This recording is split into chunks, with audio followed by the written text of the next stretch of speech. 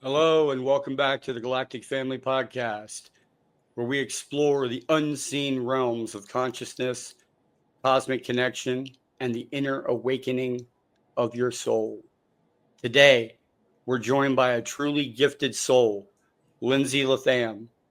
She's a psychic medium. I probably said that wrong, but she's a psychic medium, intuitive guide, and founder of the Alchemistic Creatives. Lindsay bridges the mystical and the practical, offering healing through Reiki, remote viewing, and her extraordinary bond with both people and animals. Her mission is to help others awaken their intuitive power and align with their soul's purpose. Lindsay, welcome to the Galactic Family Podcast. How are you doing tonight? I'm good. I'm good. It's Lindsey LaTham. Latham. Yep. Latham. Okay. Yeah. I'm sorry about that. A lot of people have problems. It's okay. It's like I should have understand, like, if you didn't have, it was probably if you had that like A with the little thing on top of it, Latham. You know what I mean? Yes, you made it very European. Right. But so your gifts are very, very intriguing. So what led you to originally discover that you had psychic abilities? Well, that is well, it was a lot of they've been there. Okay. They've been there. I'm 40, I'm almost 43. They've been there since I was little. I started to astral travel naturally when I was around 15. Didn't know what it was until I was 17 or 18. Then I had a friend die and found out what was happening to me. And so I was so scared. But then once I figured out what was happening, then that's the only way that I could find him was out of my body at night. So I started getting really good at that. And then the psychic, I call it a psychic break, or when the clairaudience came online, I was 18 or 19, and I didn't figure out what that was until I was 36. And that took having a stranger in front of me that I'd never met before, and his wife who had passed. She was spelling her name in my ear, but I didn't know what it was. And I was like, her name just came out of my mouth, and then my whole body flushed.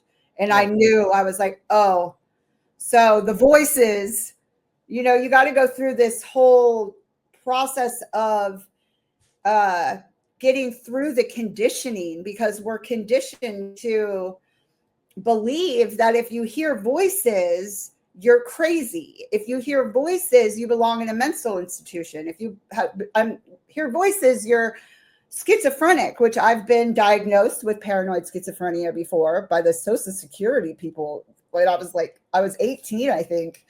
And clearly I'm none of those things. And I'm just sometimes they do that to keep track of people. Oh, I didn't know that. I've noticed that. That wouldn't surprise me. Now, Lindsay, when you were younger, now this has happened to a lot of people recently. It's been coming out. Gifted and talented. Were you part of any kind of gifted and talented when you were in school in your younger years? Well, one thing that I like to say, my first memory is above my body. So I guess my first memory was an out-of-body experience. And then as soon as I entered my body, I didn't know who I was. I thought I looked different. And I was around age 4.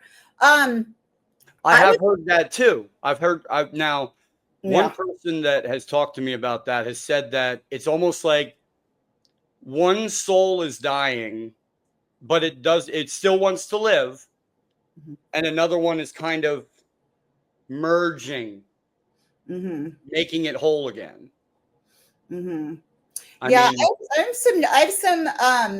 some theories on that too, and I've thought about if maybe we all have two souls, one in the beginning before consciousness, and then another one, or if it's a technology that's warping time. And if I was taken from my body to go somewhere else because I was needed somewhere else, and then this time technology, this time travel technology put me back in my body. You understand what I'm saying? Yes. I know exactly what you mean. Now, as far as being in a gifted program, I was very talented. I mean, I was singing from the age of very young, and doing. That's what I mean. Like when you were singing, like they put you right in the choir. They put you, or they, you know what I mean? You're when you were singing, your parents were like, she's a gifted singer. We're going to put her in choir. We're going to put her in this. Is that kind of what happened? Yeah, I was, but instead of school stuff, because I hated school from a very young age. I was skipping school in kindergarten. My stepdad was talking about that the other day. I was literally hiding from the school bus and skipping school in kindergarten, and then like riding my bike around the neighborhood with, like on my own. But I was in like plays. I tried, not school plays, but like, I mean, I'm from Cincinnati, Ohio, so it wasn't like Broadway or anything, but it was, productions, like play productions from a young age. And, but yeah. That's been said too, was that people are groomed also, not on purpose, but the parents get an email saying your child is gifted at this. We need them to study this. They're kind of pushing you in that direction, like you need to study this, and then if they need you along the way, they can pick you out of one of these and use you. That's what I've been told. But other than that, how did you, now once you got a hold on everything going on, how did you start transitioning and recognizing and your gifts to making them into your profession? Okay, so I was I was a heroin and a meth addict for a very long time, and that was just something I had to go through in order to be fully in my purpose. There's no judgment here. Everybody's been through what they've been through. Oh yeah. And but I had to get to the outskirts of society to push everybody so far away to be able to listen and not give a shit about anybody or anything, to be able to get quiet enough on the inside. Now, I started Reiki. I started the process of becoming a Reiki practitioner. My older sister, Kristen, she's 10 years older than me. Okay. So she was a Reiki master in the 90s. And when I was 24 is when I started getting my Reiki practitioner certifications. And I went to my master level all in that first year. And then I was at a master level for 13 years until I got off heroin. And then I went to the master teacher level, and it'll be 6 years in 5 years in July that I've been a master teacher. So with Reiki comes a natural progression of psychic awareness. But it was there anyway, but it helps you get acclimated with the energies. Now, in addition, I was doing Reiki to support myself through addiction the last 5 to 7 years leading up to me really getting off of everything. Yes. And so I started to have these experiences with these people I was doing Reiki on. Like I would hear like, connect to ascended children. I would hear this. I have this connection with children on the other side, which I can go into also. And about a calling that I've been told I'm supposed to do this thing for children and Reiki. So I started asking the guys, since I didn't care, like I was high. You know what I mean? Like I did not care. And I was, started asking them questions. I was like, do you have children on the other side that have passed? And I'm like, and not just one child, I'm like, children. And he's like, why are you asking me that? And I'm like, well, there's these kids, they're showing up for you. And he's like, he had a pregnant wife who was pregnant with twins when he was 18. This man's in his 50s. Wow. They got in a car accident and they all passed away. Well, this guy's kids are showing up for his Reiki session with me. So I started to have these experiences. And as you have these experiences with strangers, it's very important to have these experiences with strangers. That's how you start to build confidence, and you start to really see, because you don't know these people from Adam. I was having mediumship experiences for years with my grandfather. My grandfather, he died when I was 21. He is a huge part of my psychic development from the other side. But did I believe it? No, because it's my grandpa. I'm like, of course I can talk to my grandpa. Yeah. So, but when it's a stranger and you don't know them from anything, it's really just, jumping off of that ego cliff and getting out of your mouth what you are experiencing, and then starting to build that confidence. Now, my plan was, when I got off dope, and my exit plan was crazy. I got pregnant, and that was my exit plan, and that's what I did, and I haven't looked back. My son Orion, he just turned 5, and that was it. And it was I don't know what I was thinking, but it worked. Yeah. It worked. It was a shock. It's another shock to your system is what you needed. It was the motherly instinct shock. Yeah. Well, because I wasn't going to do to him. I wasn't, I wasn't going to be one of those moms there's just no way. Plus I was old. I was 37. Like I was done. I let the universe back me into a corner, and I let the universe save my life. And that's a huge part of how I live today. I let the universe take care of me. But I had to go through those, living on the streets, not having everything taken from me, and to learn how to trust the universe, because without that trust, you can't, you have to have that trust in the unseen. And you have to work with others to have validated within you on every level in order to work in the psychic realms as a career, and you also have to have a very thick skin, because people are crazy, and they I know all their shit out on you when, I know it's not me. Yeah. Well, it's normally not. It's like, it's society in general. Society in general wants people to fit into a certain criteria, and if you don't, you're crazy, you're different, you're not all there. But now we hear, psychic abilities are real. We already knew that. The government didn't have to tell us that. You have been connecting. I've been doing the same thing myself with some of the stuff that you've been doing. Not the animal, but the animal was just something that was just wow. It's so cool. That really is like, and that is what inspired you then, your journey to start the Alchemistic Creatives LLC.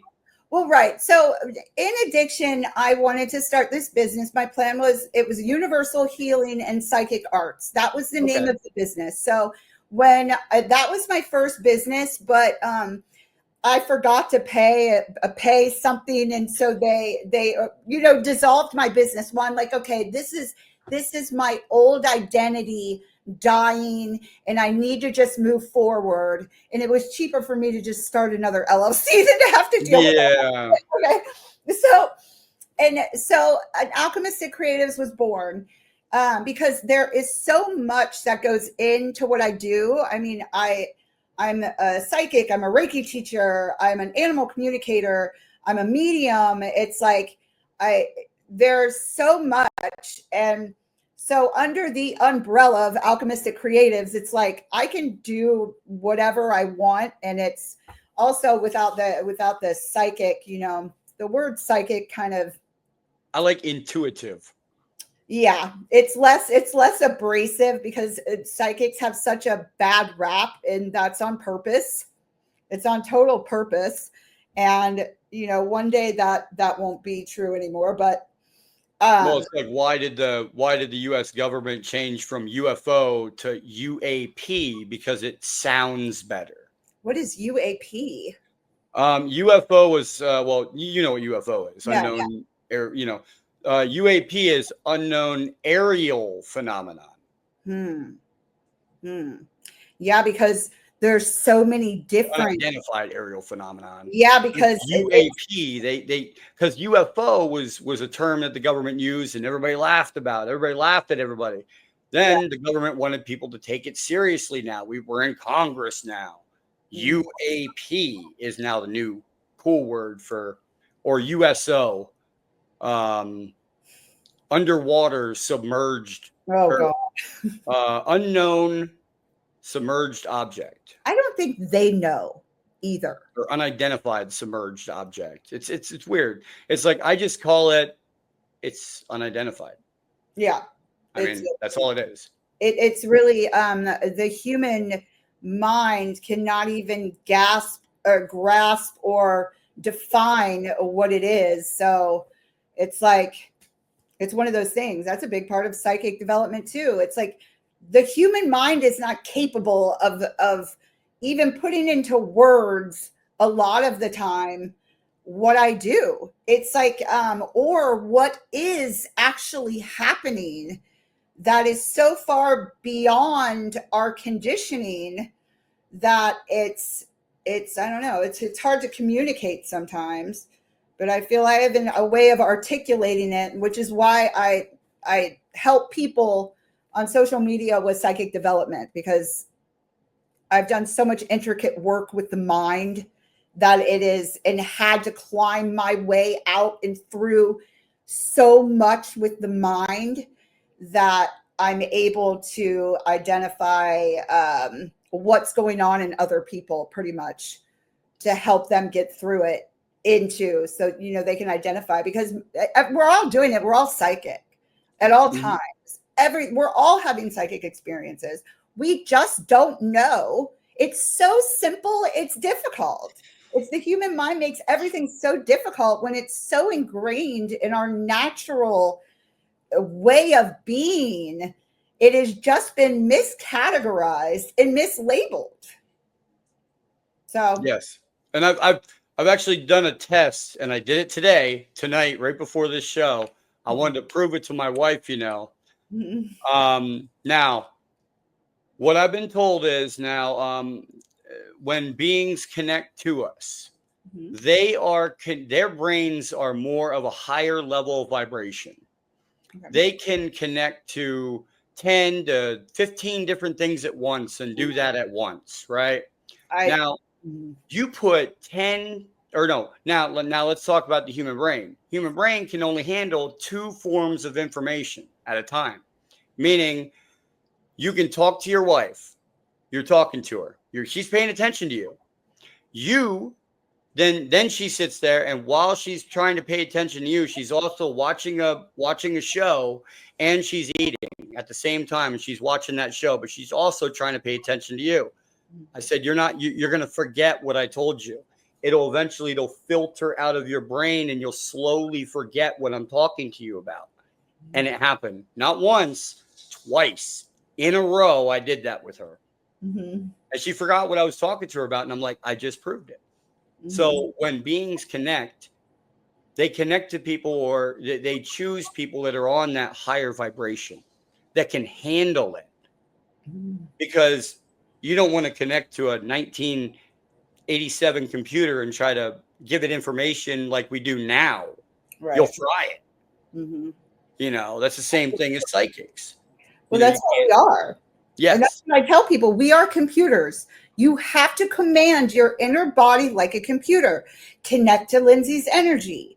I tell them, talk to your inner being like it's a computer. Connect Yes. to Lindsay's energy. And then you start assigning techniques. So you're going to assign spirit to communicate with you in certain ways. And there's, I mean, that's really all it is. And you can assign, and you can say commands to your inner computer in less than a second. It's just with an intention. You Yes. can do it with just a feeling without even a thought. It's like it's just all integrated into us, into every fiber of our being. It's just getting a hold of it and getting ahead of your karma, which is only done by being a good person. You have to be in spiritual integrity, and you have to walk the walk and talk the talk. You can't be, I mean, I'm sure there's people, I'm sure, that use psychic abilities for bad things. But that's just not, that's not who I am. I can't imagine being that way. And I don't know how those people even operate it, so, but I know I didn't get here by being a piece of shit person. I got here by being a good person. I mean, I have some, I have some intuition on this. Like, when it comes to beings of a higher being, of higher vibrational frequency than us, I'm going to bring up the story that Jake Barber said. He is transporting a UAP, and all he feels is a motherly love shooting at him. As he is transporting this being to a military installation to get interrogated or whatever, it's not mad at him. It's all love to them. That's all they feel. That's all they want back. And they try to stay away from people that are negative. But with him, it was like he felt the love and he was crying. He said he almost had to turn around the helicopter in mid-flight. Like, that's the type of connection we need back. Like you said, you do good things, your energy, then it changes. It literally does. Overnight it will. And that brings us on to the challenges, though. Like, what challenges did you face? And how did you overcome them? Like, I'm sure you had many challenges along the way. We talked about that already. But as far as like getting people to understand that, hey, this is where, I found, out this is where it's at. This is how I came to it. Believe me or not, go look for yourself. How did you get people to start believing? Well, I think my family, I have a very open-minded family, and so, and I've always been one of those people who has been very like, if you don't like me, like, if you don't like me, I don't, I am who I am. I've been like that. I struggled with, figuring out who I was when I was younger and wanting to fit in and things like that. And, but that went out the window pretty young, I'd say, also. But still was a work in progress, even into sobriety, because I figured out that I'm so susceptible to other people's energy that I had taken on, like, my sisters, I've got tons of sisters, 4 sisters. I had taken on, they're all old. I mean, the closest one's 9 years older than me. I had taken on parts of their identity as my own. Well, I started figuring out that I don't like that stuff. I was only, so it's a lot of like, shedding these identities. And I've gone through a lot of humiliation. I mean, that's with, a lot of humiliation with a lot of different kinds of cliques of people. And the universe has used me a lot to go into places that most people can't go, as far as in the trenches with, like, hard addiction and cliques of people like that, to be a light and to kind of show people, like, like, this isn't all there is. And and then, I'm pulling myself out of it, and I'm getting back to business, and, ending. I don't know if I'm making any sense, but it's like, No, I mean it's your progress, right? It's your process. You yeah. know what you come up with. That's your process. If they believe you, if they don't, but how how hard was it for other people to see that you had these gifts and they were acceptable? They believed you, like, oh, you found my pet, thank you, or what types of stories do you have like that people have came up to you and said, hey, can you help me, with this? Well, I think the most important to me, and what was really important in my journey, is that my family saw it. My Okay. family saw it first, and they could see it. So with having that, not that I gave a shit in any way, but it's like I It had helped. that. Yeah, exactly. Like I had that support, and but you know as a lot of people don't believe me. A lot of people think that I'm crazy, but it's like I have so much proof. Like you just have to get started, because I Yes. have so much proof on the internet that I am a psychic.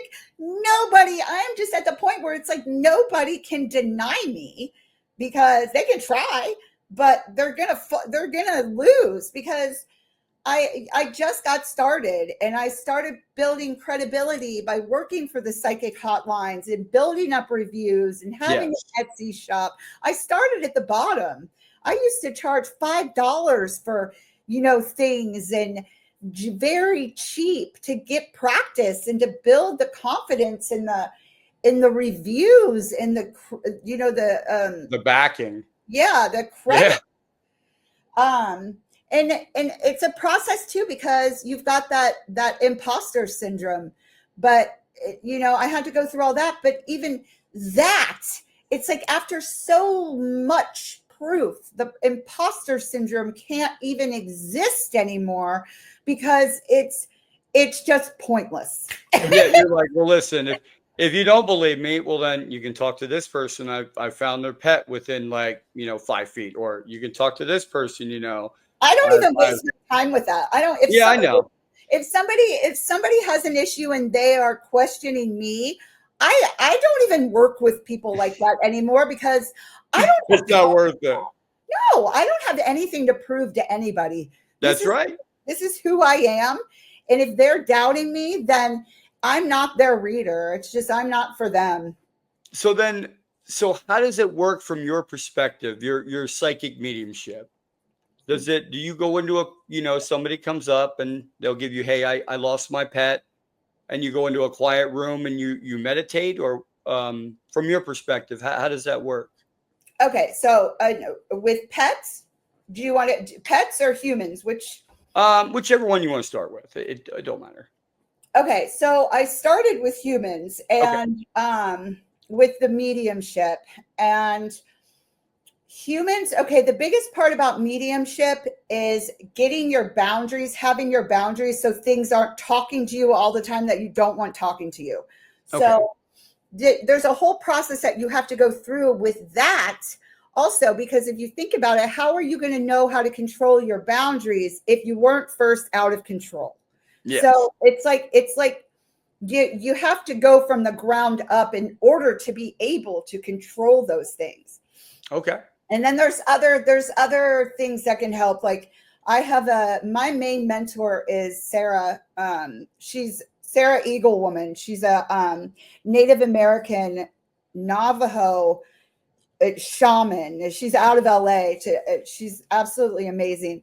She has helped me unknowingly. She doesn't know that she's helped me with these things. Okay. But and then there's like, she helped because I had so many dead friends and things like that were sticking in my energy, and things that would make things very loud.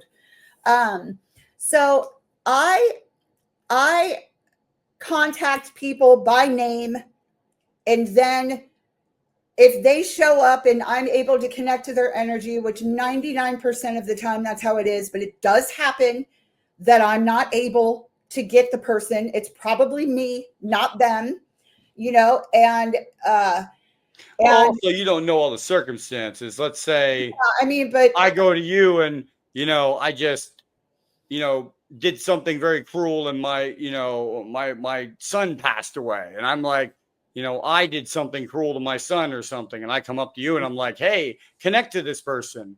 That would not work. They're not coming. Yeah, I don't know. Yeah, I don't know. It's a negative kind of force. It's not a positive. It'd be a negative. You know what I mean? Because magnets don't attract each other. If there's a positive force and a negative, if they're the positive and whoever is saying connect to them is the negative, they won't come. But I'm not saying it's always like that. I'm just saying. I don't know, because it's like some people I know I'm not supposed to read for. Some people, it's like some things, people contact me and I won't answer the phone or I won't take their reading because it's like I can feel it beforehand. If I don't feel like doing it, something's right. Or people who will want me to eavesdrop on other people's energy, I don't do that shit either. Like it's there's like a code to it. Yes. It's like a natural integral code that I'm not spying on unknown people. It's like you just don't do that stuff, or you don't do cord cuttings for third party. Like you only have control over your own energy. Don't come to a psychic asking them to do spell work on other. That is just like stuff I just don't get into. So the animals, okay. Yeah. Reiki is very effective for animals. And really? Oh, yes. Reiki, yes. Animals are very susceptible to Reiki. My mother, all the women on my mom's side of the family we're all Reiki practitioners. My mother's a level 2. Well, she started doing Reiki on her horses, and this cat that she had that had feline leukemia that was supposed to die in like a month, and it lived for years, and her horses are living till they're 35. Oh, wow. Insanely amounts of time. So my mom, she was about to lose a horse, and she was having me talk to her horse and find out what was going on. Her name was Honey. And so I'm talking to Honey, and I'm not doing this while I'm driving. I'm just like, Honey, because this is a pro tip. Yeah. Intuition is going to translate into the way that you are going to understand it most. So for me, I hear animals in English. I hear them in English. Even if they were a Portuguese speaking horse, it's going to translate into English. So I hear it and understand it. So that is like that. Having that trust is going to take everybody or anyone so far, just knowing that intuition translates the way that you are going to understand it most. No ifs and buts about it. That's the way that it is, period. And so I was talking to Honey, and Honey was talking about the donkey, how she liked the donkey at this new farm rather than Pedro, the old donkey. And I told my mom that. Well, she forgot to tell me. She's like, oh, Lindsay, she's like, I forgot to tell you. This is like weeks later. She's like, I forgot to tell you that I was just talking to Honey about the donkey at the new farm, like right before she asked me to talk to her. And so I was like, why didn't you tell me that? Because it's like, I need that validation. I needed that validation. I needed that proof. Yep. So I knew I wasn't going crazy. Proof for yourself. Making this shit up. Yep. Okay. So I started working with animals, and then I started to, it's just, I don't even really know how it happened. This website called Petworks, somebody emailed me. I don't even know where the email came from. And I got on there and started offering services, and it just grew from there. It took off. It changed my life. Wow. And then I started finding these animals, and that is just, there is nothing more satisfying than that. There just isn't. It's like, it is so beautiful when it happens just like the mediumship experiences, being able to help people with that closure and to, you know, give them that proof that their loved one isn't gone. It never gets old. And I'm always so ecstatic. I get high off of it. I love it. It's like, it's nothing beats it. I get energy. I mean, I'm energized, you know, and so with your gifts, how is it that you do receive information? Because, you know, different mediums do different things. You do visual, sounds, feelings, or, you know, something else. You know, mine is actually feelings. That's what I feel. When I was camping with a friend of mine, and these geese, or swans actually, were out in this lake, would not let us pass for the longest time. You know, there's this little itty bitty path in between. They're stuck there. They won't move. they're mean too. And I'm like, what is going on? And all I felt was this fear, not fear of us, but fear of something else. And I was like, what is going on here? So I went around the corner and I looked down. There's one of the baby geese, one of the swans or whatever, has a fishing line tied around one of its wings. And I started, you know, I got down real low and I started walking, you know, over real slow. They let me take it off and back up. Nice. That's how I know that I have the feeling part of psychic ability. Now the rest of it, here and there, but not so much. Mine's more feeling. Now, what normally is yours? So clairaudience is my main strongest ability, but I'd say I'm at this point I'm also one of those people who doesn't like to label things, because I feel like I don't even know what all the clairs are. I don't know. You could be the mixture of all of them. It's like, what are you most prevalent for, you know? So I use mostly clairaudience, and I'm an intuitive empath. So I'm able to slip into someone else's energy and feel how they are feeling emotionally. And then I'm also telepathic. So that's where the clairaudience comes in. I'm able to telepathically communicate with people as well as read minds. And then my remote viewing, which, you know, this also came online when I was 20 or 21, is when I first started to notice I was seeing pictures over things. And I was like, what is going on? Like, I was drinking a lot at the time, and I was seeing, like, I was like flying over a forest or something. It was like, wow. So out of body experience.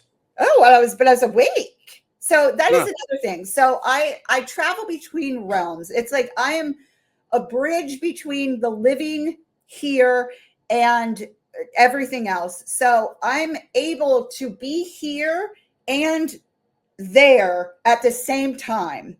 And I'm not. Well, that's because you built up your barriers around you. You know, at first, like you said, you work from the bottom, you build up your barriers, and your barriers are so strong now, you can be in two places at once. Yes. Okay. Wow, that's incredible.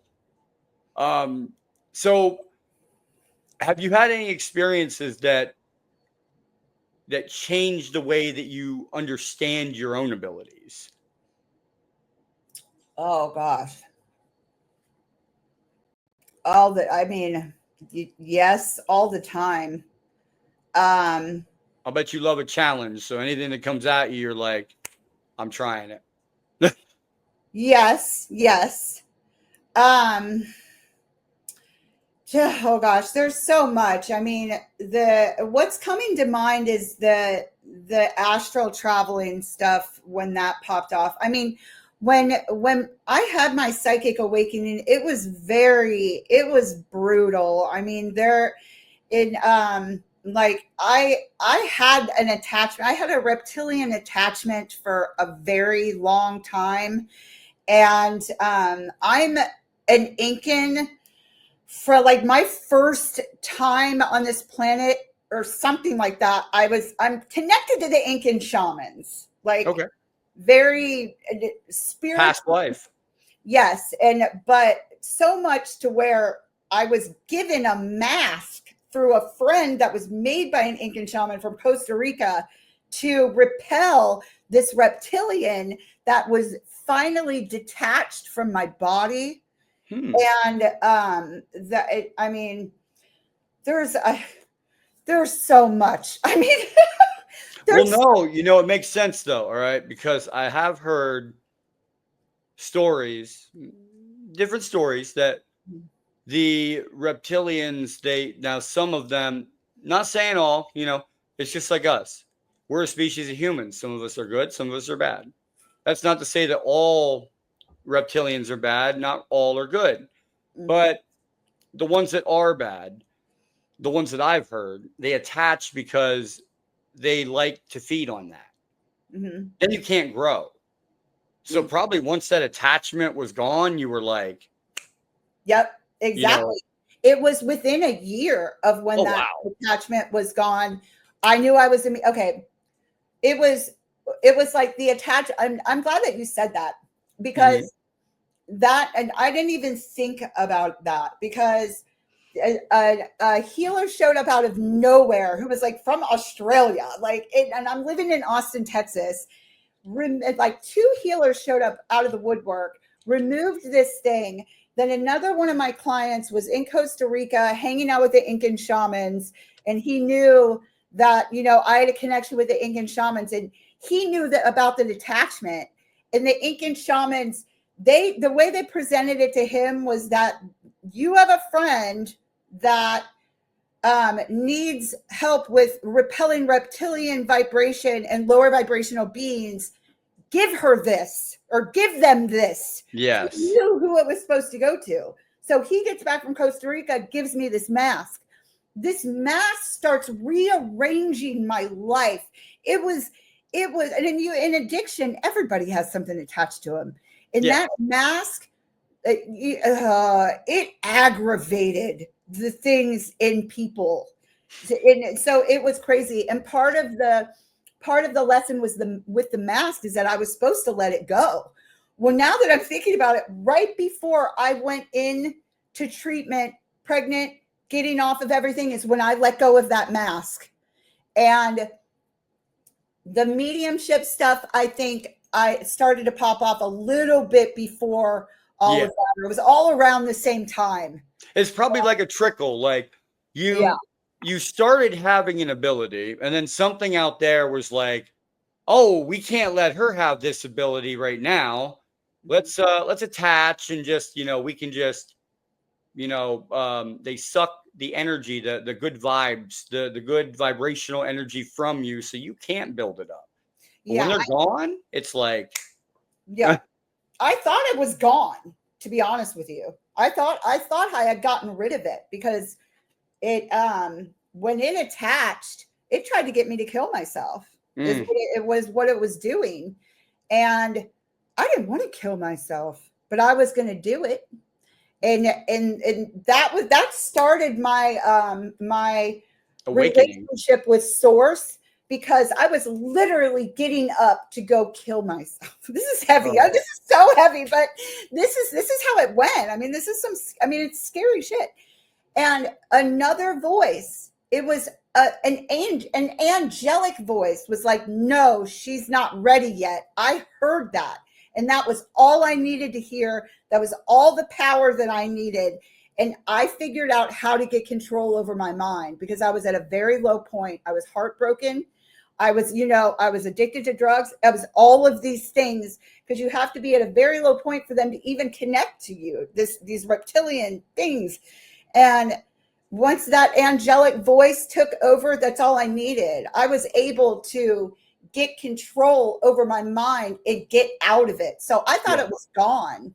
But then, how I found out that it wasn't, it was still there, was a whole other crazy experience involving my mom and my sister and, all this crazy stuff. But as soon as it was brought back into my awareness, though, the universe sent sent people to help me get rid of it.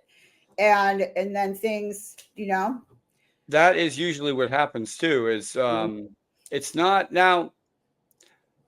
I don't talk a lot about religion on the podcast, but I always say one thing, that people that believe in God, I don't actually believe in like one, I don't know, like one God, but I believe like there is gods. Like you think, okay, Christians, they worship God. Okay. Then you've got the extraterrestrials out there that say, well, we don't know this God, but we worship this God who's higher than us. And that God worships another God higher than them. And that, you know what I mean? It keeps going. It's not a God per se. It's a intelligence. It's a mass intelligence. Mm-hmm. That's what I think it is. And then it extends down to us. And that would make sense when ideas. What is an idea? It's an intuition. You get a thought in your brain. You pulled it from somewhere. It's given to you. Yes. From the collection of thoughts and energy. And it might not even be all of your thought. You might be thinking, hey, I need to invent something to change this, but I really don't know how to do it. You could sit there and meditate and pull fragments that you need out of the air. Mm-hmm. And that's what you're doing too with, you can intuitively guide your mind where it needs to go. Right. Well, I'm given the information. So it's like, it's not created by me. I have mastered putting my inner being. You got to get your mind in check, period. You have to get your ego in check. If you don't have control over your mind, because you are not your mind, and psychic awareness comes from beyond the mind. Your mind is a computer. Your mind is a computer that is there to help you compute shit. You and your awareness, your spirit and your soul is your essence. It's the main source. And then I've just gotten good at relaxing into the silence. So the information can, when I request it, I'm in observation mode because it's very quick moving information also. So it's getting used to the quick and moving information, being able to catch it and then get it out of your mouth. So okay, it's not created, it's observed and then translated. Okay.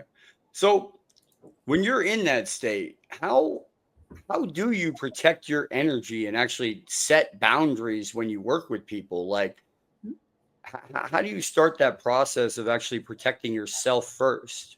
Okay, so Reiki is at the basis of everything that I do, and it's Yasui Reiki, which is the old school Reiki, which all of the other Reikis are kind of based off of.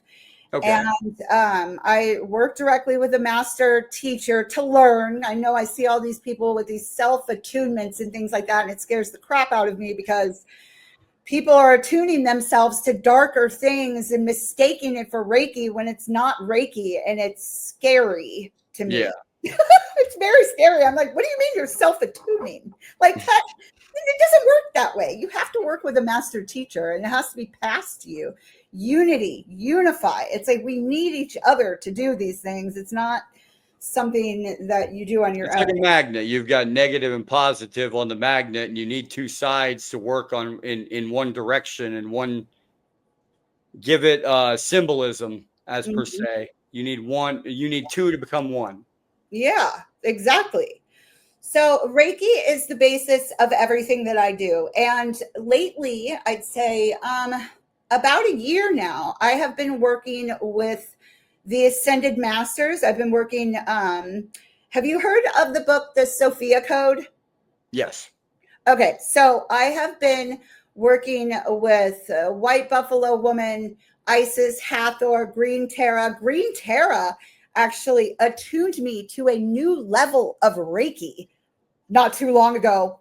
I mean, literally, I was done. I planned on doing the 21 days of Tara, plus my middle name's Tara, which is it's like crazy.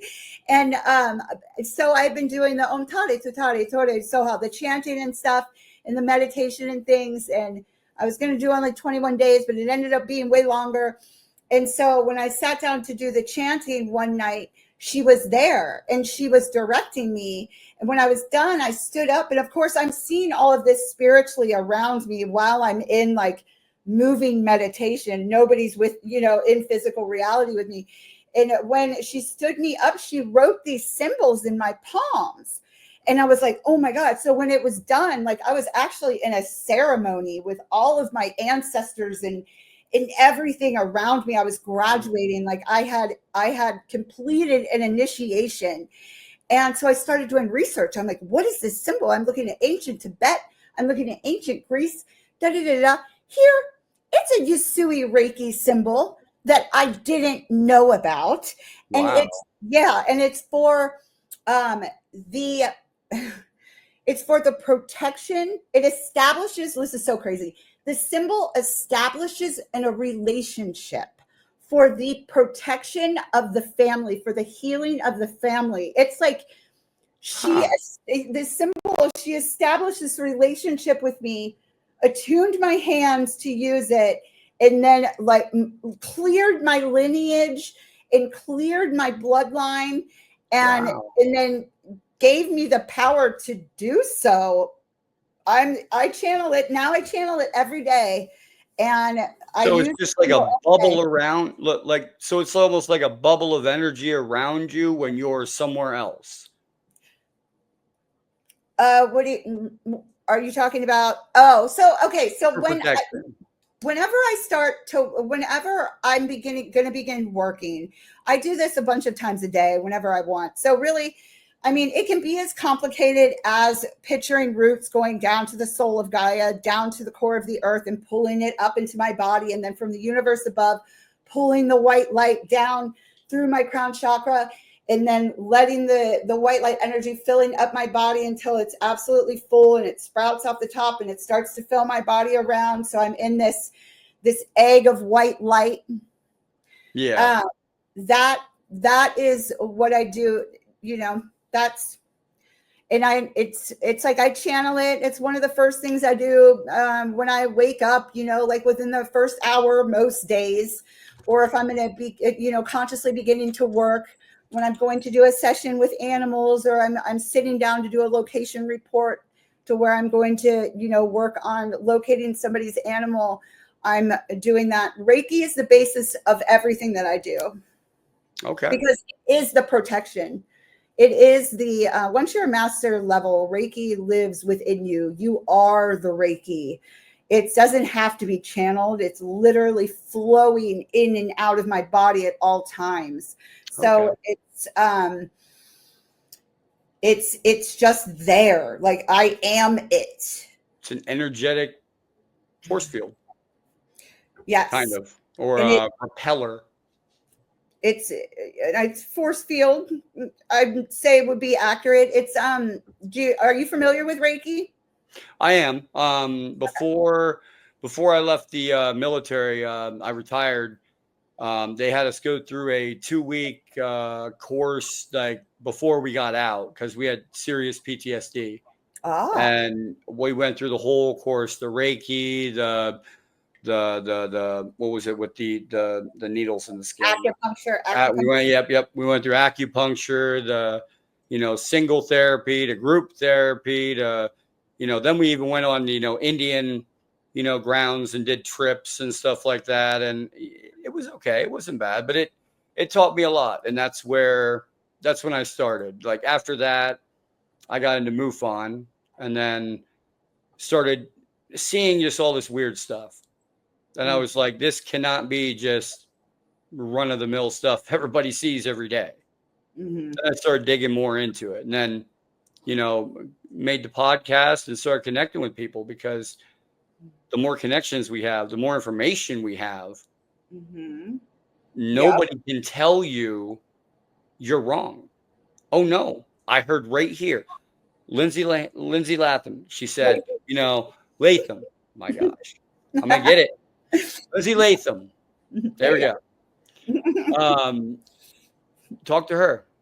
You know, she's had this experience. She has these intuitive guides that can help you, you know. And what is your process for, like, if someone comes to you and it's like, okay, say I come to you.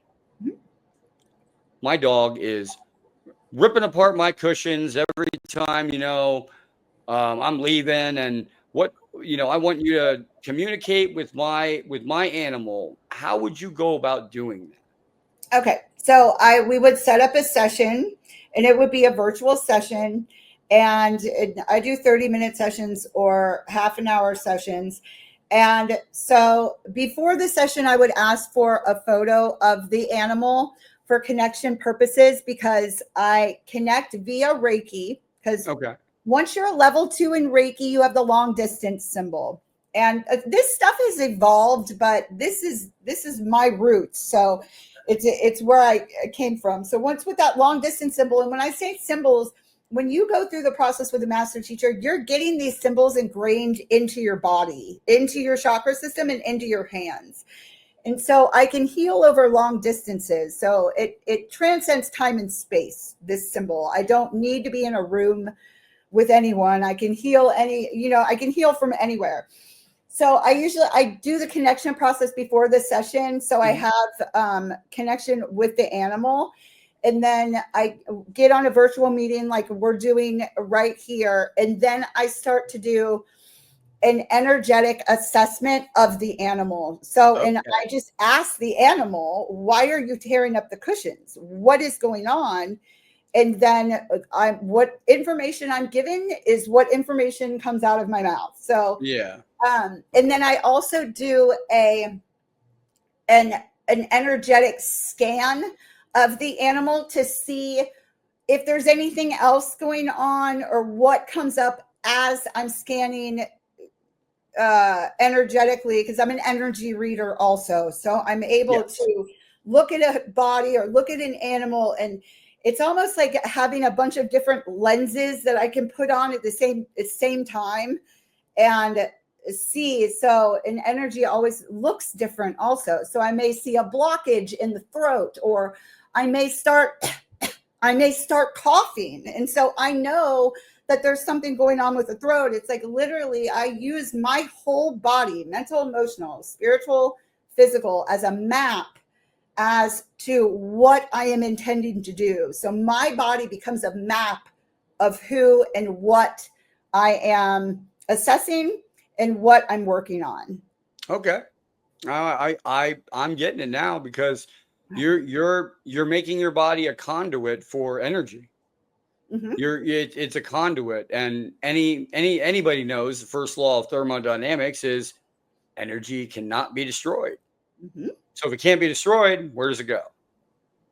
Now we know. It can be connected as well. You connect energies. You can connect to people. You can connect to animals, just like you're doing. Right. So, and I can remove things too. So, and I realized this in addiction. I pulled a blockage out of a guy's back one night. It looked like a huge quartz crystal. I pulled this energy blockage out of his back. In my own eyes in physical reality, saw his back align and relax. And I was like, oh my God.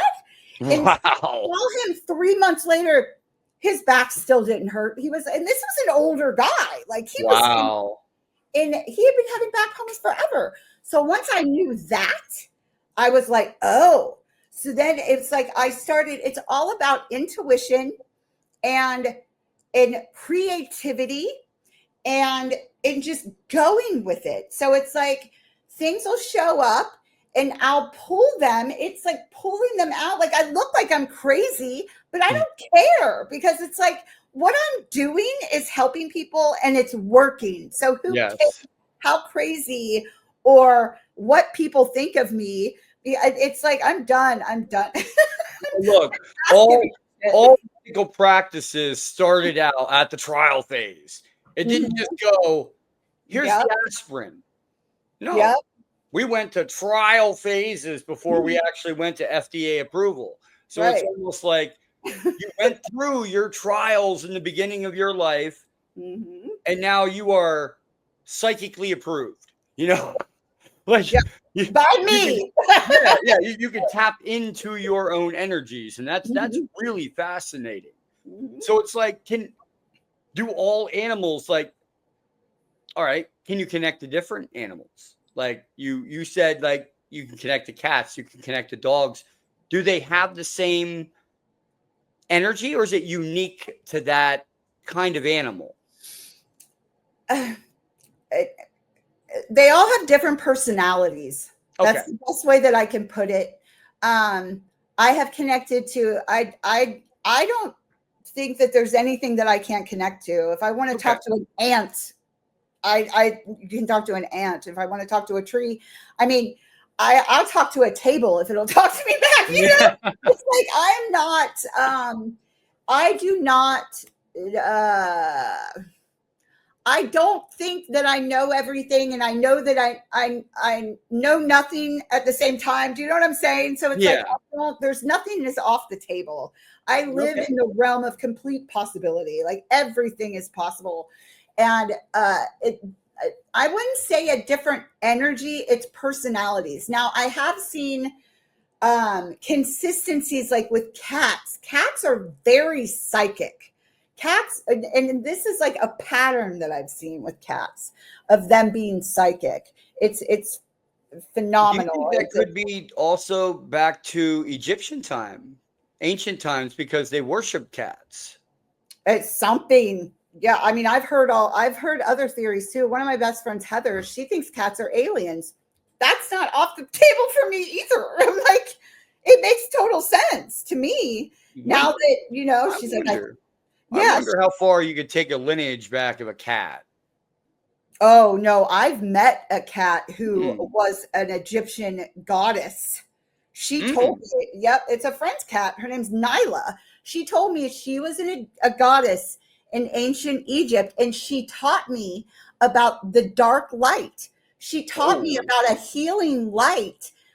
She called it the dark light, and I use it. So think of a black light with a deep, bright light behind it. She said that's how she just had babies, and she loved my Reiki. She loved getting Reiki from me, and she taught me about the dark light. And she told me that that's how she healed, was through this dark light. It was like a light with a light behind it. So I started using it. That's in my arsenal now. I learned things from every animal, every experience. Getting taught along the way. At every moment. Wow. That is really awesome. It's like, but when animals pass on, everybody wants to know this. I'm sure, you know, my friend in the audience wants to know this right now. And when a pet passes on, Eric's pet, you know, in the audience, he passed on a little bit ago, and he's going through it. And I've told him before, you know, that, you know, to meditate, to center himself, and, you know, go be alone with yourself and try yourself to connect back to your animal. Do pets have an afterlife? Yes, absolutely. Okay. But, is it a dog? Yes. A brown dog? I'm not sure, but I will ask. I'm seeing a brown colored dog. So yes,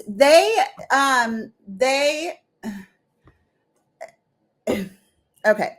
So yes, they have an afterlife.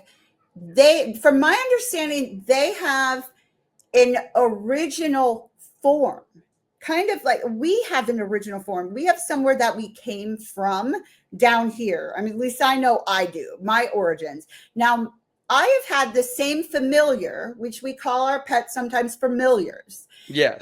And I have had the same soul be in 2 different bodies throughout my life.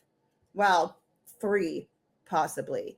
Okay. So, but like my dog Ollie, which I employ him in the spirit realm now, he is originally a dragon. He is. Oh, wow. He is my dragon. And it sounds crazy, but he was in a little Maltese body, and I told him all the time he looked like a dragon. And then he passed on, and then he came to me in my sleep, and he flew right in front of me, and I was like, I thought it was a serpent, but he's this really long white dragon. Oh, And here we go. I want not to interrupt. I'm sorry. Yeah. This is Mr. Nobody is Eric. Okay. He has the animal that passed away, the dog, and like I said, he's been waiting for this one. He's been waiting for the last 3 weeks that I've told him that you were coming on, because he's been going through it, and his animal passed away not too long ago, and he feels he's lost connection. That's what it is. Brown dog. I'll let him speak in the chat then when he wants to about it. But when if you would, Eric, was it a brown dog, tan, brown? Yes. Okay. So, may I have the pet's name? 1 second. I'll have him type in here when he does. Yeah, he's been going through it. I've been trying to mentor him myself, and I believe he is a yeah, there we go. Oh, black and brown. So yeah, you got the brown. Yeah, see. Span. Oh, here we go. Oh, so. Yeah. Oh, so. Okay, so. So the dog that I'm seeing has it. It's like it's almost like I'm seeing like a shaggy kind of hair, black. It's a dark brown hair, and he's saying he sees you there sitting on your couch. Are you on your couch? Oh God, here we go. Yep, look at that. Confirmation. See, that's what I'm saying. How did you know that he was on his couch? Because he's talking to me. Literally, you guys have a great relationship. So he is like, he wants you to stop stressing and to get up off of your ass. Excuse me, this is all coming from like on my absolute heart. But you guys have this banter with each other, and he is like, get up and quit worrying about this stuff. Get up. He is meant to. He's there. Okay, don't ever question that. If he is there. Now you got me going. He is going to be there with you. And now he's like, tell him this, So he's saying that when you are ready for him to manifest, and nobody knows that we can do this, but we can. When you are ready for him to manifest into another, no, don't be sorry. Oh, when you are ready for him to manifest into another body, you just let him know, and he is ready when you are, and he will manifest into another body and be with you in the physical. He is also saying that there are things for you to learn from his passing, and that would be how quickly are you going to get up and let go and get moving onto your purpose? It's like he is helping you from the other side right now. Get back into your purpose and get good at, letting go of things quickly and knowing that you're taken care of. That is awesome. And we have other people now that just came on, and we have one DU pre message from her dog Chloe. Chloe, is that it? Chloe? Yep, Chloe. CHLOE. Give me a moment. Yeah.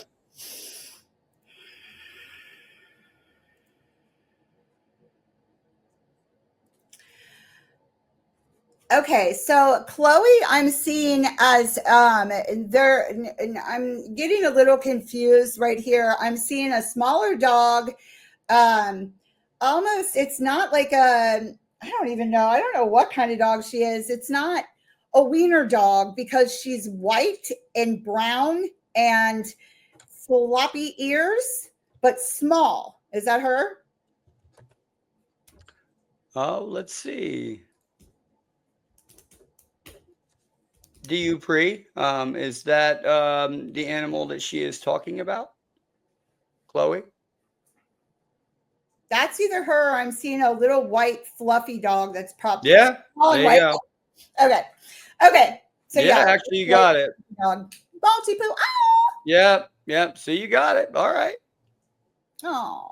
See, confirmation again. Like, Yeah. Yeah. wow. So So it's she like like a first message. interference. I wonder if Chico, who at Oso, who Dupree was talking about, I'm wondering if that was who that was that I was seeing I don't know. It also. might have been. Okay, so Chloe, right? Yep. CHLOE. CHLOE. Yes. Give me a moment. Mm-hmm.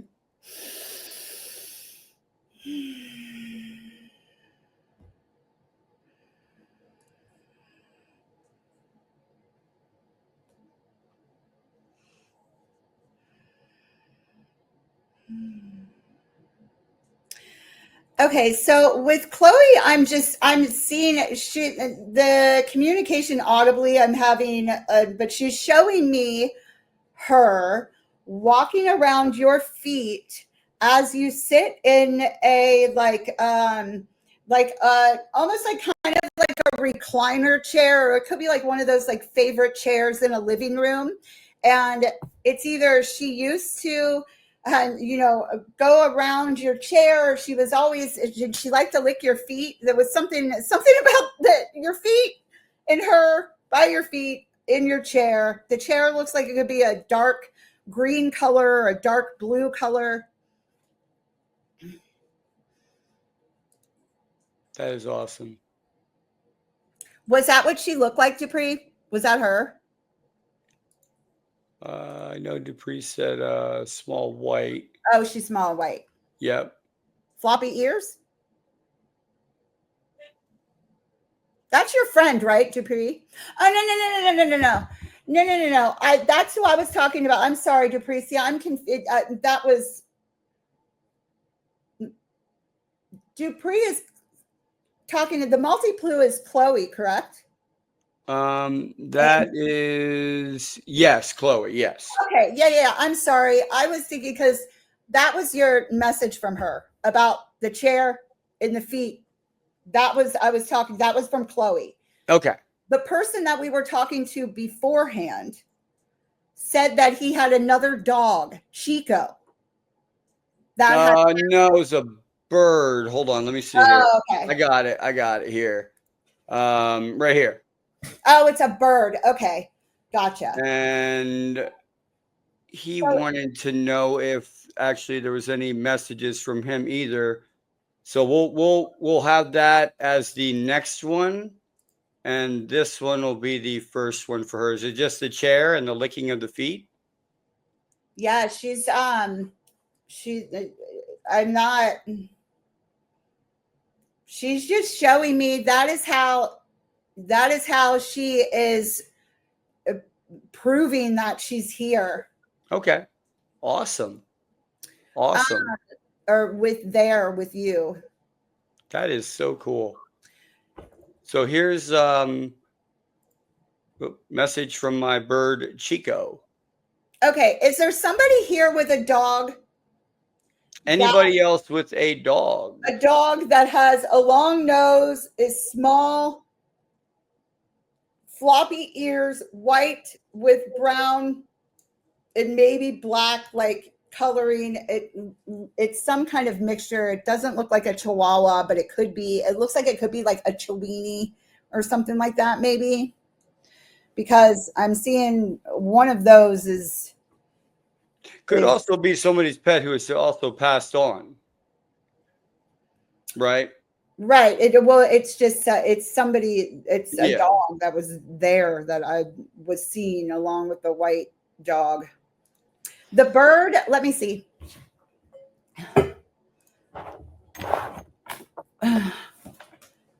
Chico. That was my mom's horse's name. The bird. Aw. Chico, Chico. All the colors of the sun. Chico is saying that they have reincarnated as a black bird that hangs out outside of your house. They've changed forms into another kind of bird that is around you but lives outside, but is always there.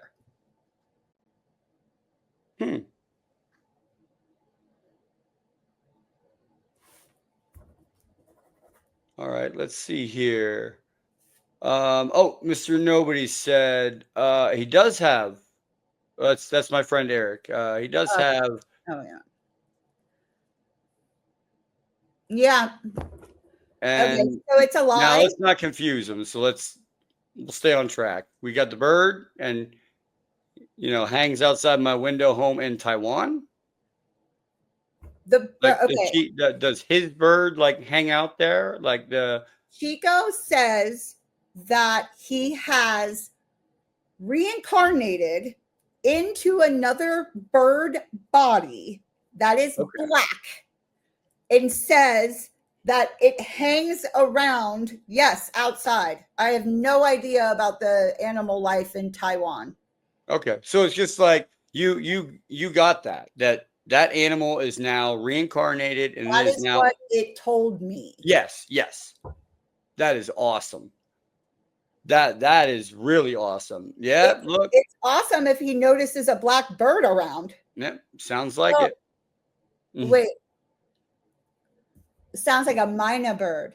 Okay, see, I don't know what that is. So in my I'm not a bird person either. Japan is Taiwan in Japan or Vietnam? Where's Taiwan?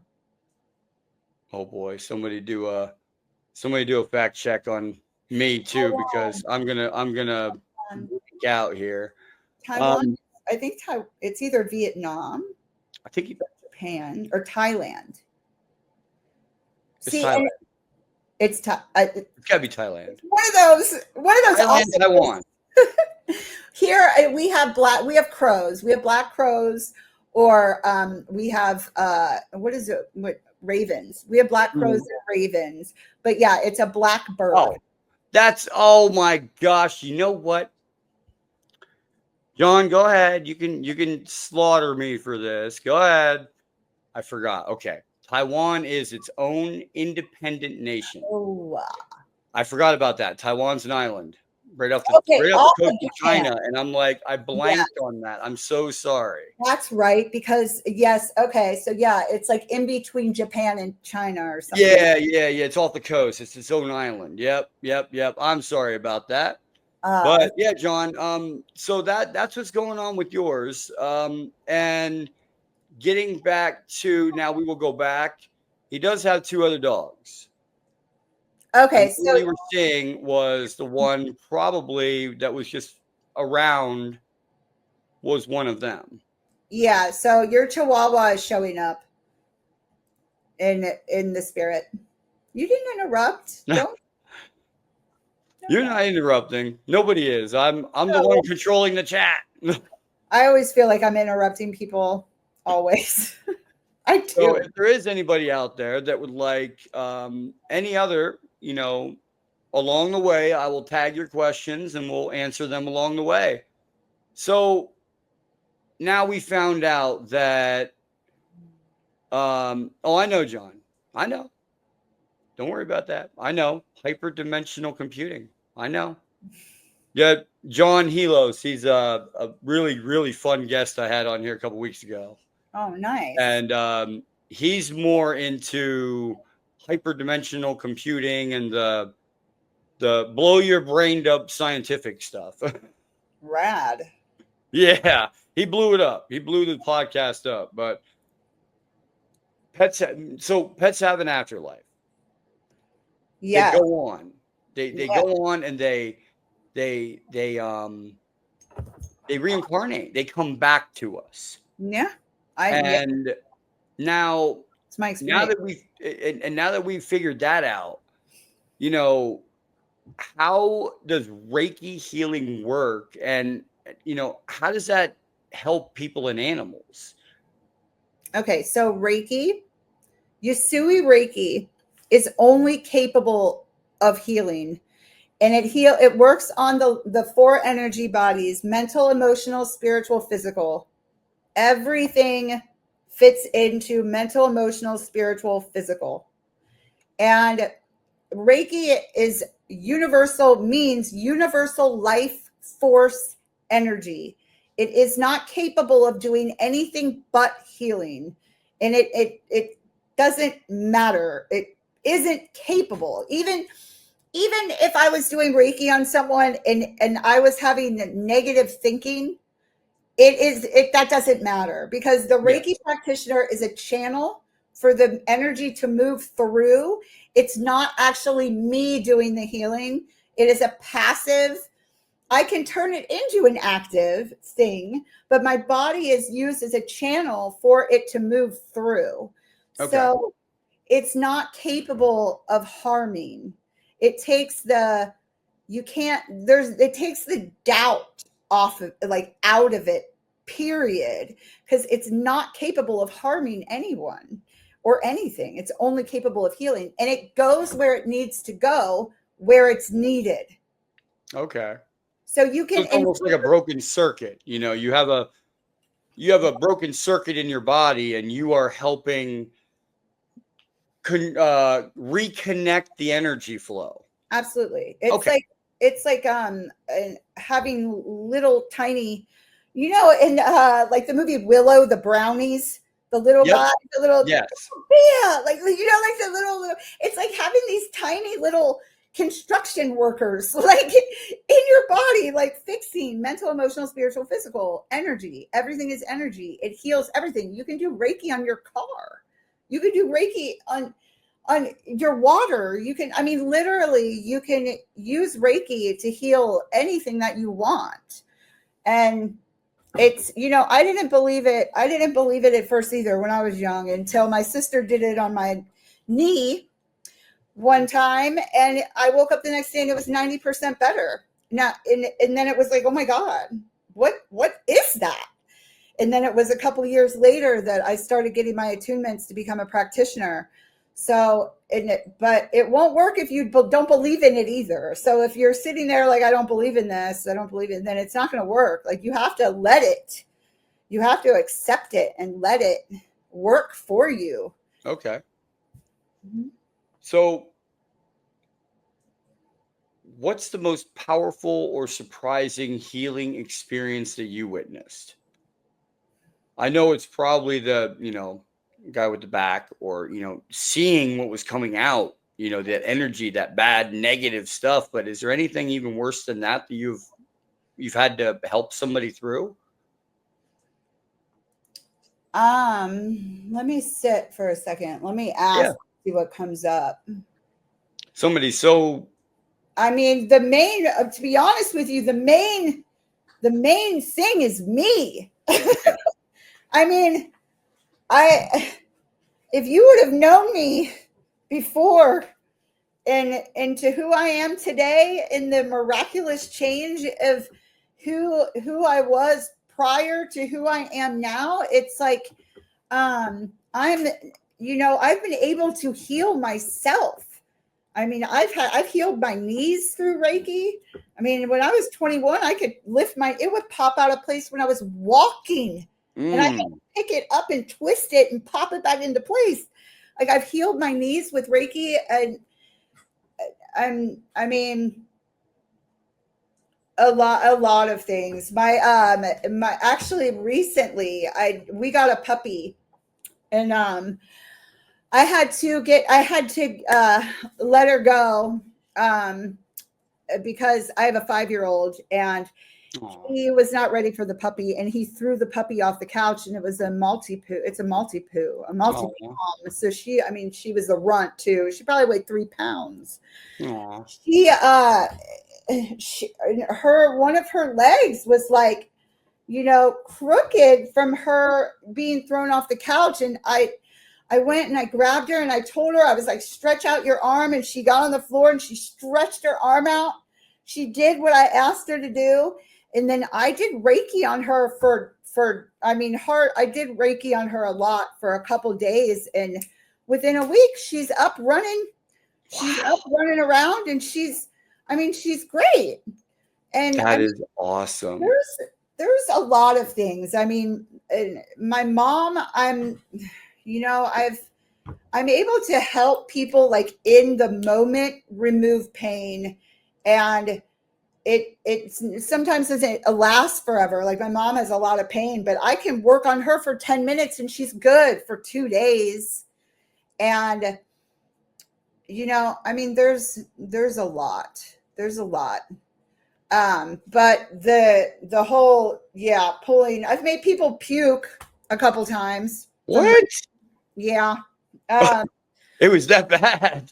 Yeah, but I mean, it has. I mean, not that their energies were that bad. Wow. Yeah, like it has to come out. It has to come out. And the one of them was a friend, and I was doing long distance, and he's not with us anymore. He ended up passing away.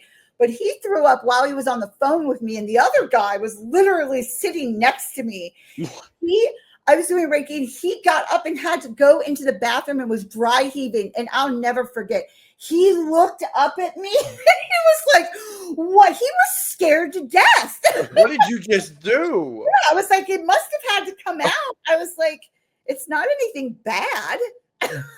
I'm not like hurting you. Like if it was making you puke, then obviously. But then after he was done, he probably felt relieved. Yeah, I don't remember, but I remember how he looked at me and he was scared to death. Oh my God. Too much energy work. Yeah. That was his intro to Reiki. You flushed his toilet the wrong direction. Yeah, I didn't see him much after that. I know that much. Oh boy. So, I freak people out. I don't care. Well, it works though. That's the thing. Yeah. That's what freaked him out was you didn't have to touch him or anything. You just did the Reiki on him and it was like, and it did it on its own. It was like, it's not you, it's his energy. Mm-hmm. His energy was off, and you're trying to reset it. Yeah. But like, how can people develop their ability to work and sense energy? Like, I mean, my answer to that is Reiki. Find a Reiki master teacher and work with it. And it's a lot of self-study. So when I say work with a master teacher, that is, you have to go through the attunement process with a master teacher. And that is going through the ceremony to get the symbols ingrained into your hands and into your auric field. And there's symbols that get ingrained into your energy field, into your body. Mm-hmm. And then you learn the basics, and then it's literally a day class for each level. And then most of it is self-study. It's you just have to start working on yourself. And I say Reiki because Reiki helps you get acclimated with the energy, mental, emotional, spiritual, physical. And it is a natural progression, is psychic development while you're going through your Reiki journey. Plus it transforms you into a better person, because there's principles that come with Reiki, and it is a natural progression. Is the principles become ingrained into your energy field. It's like you are the light, and it gets ingrained in you, and there's no turning back. I couldn't turn back if I wanted to. There's no way. Yeah, right? Exactly. The feeling is so much different. It's so much more livelier.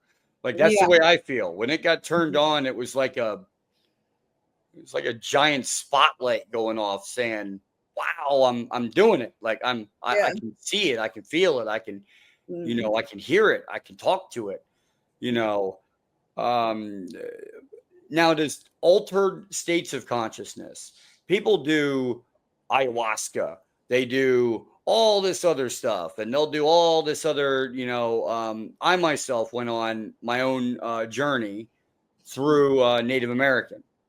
I was in a sweat lodge, and we did the peyote that was, given to us by the elders. How was that?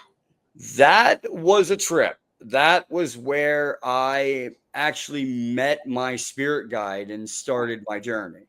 Nice. A long time ago.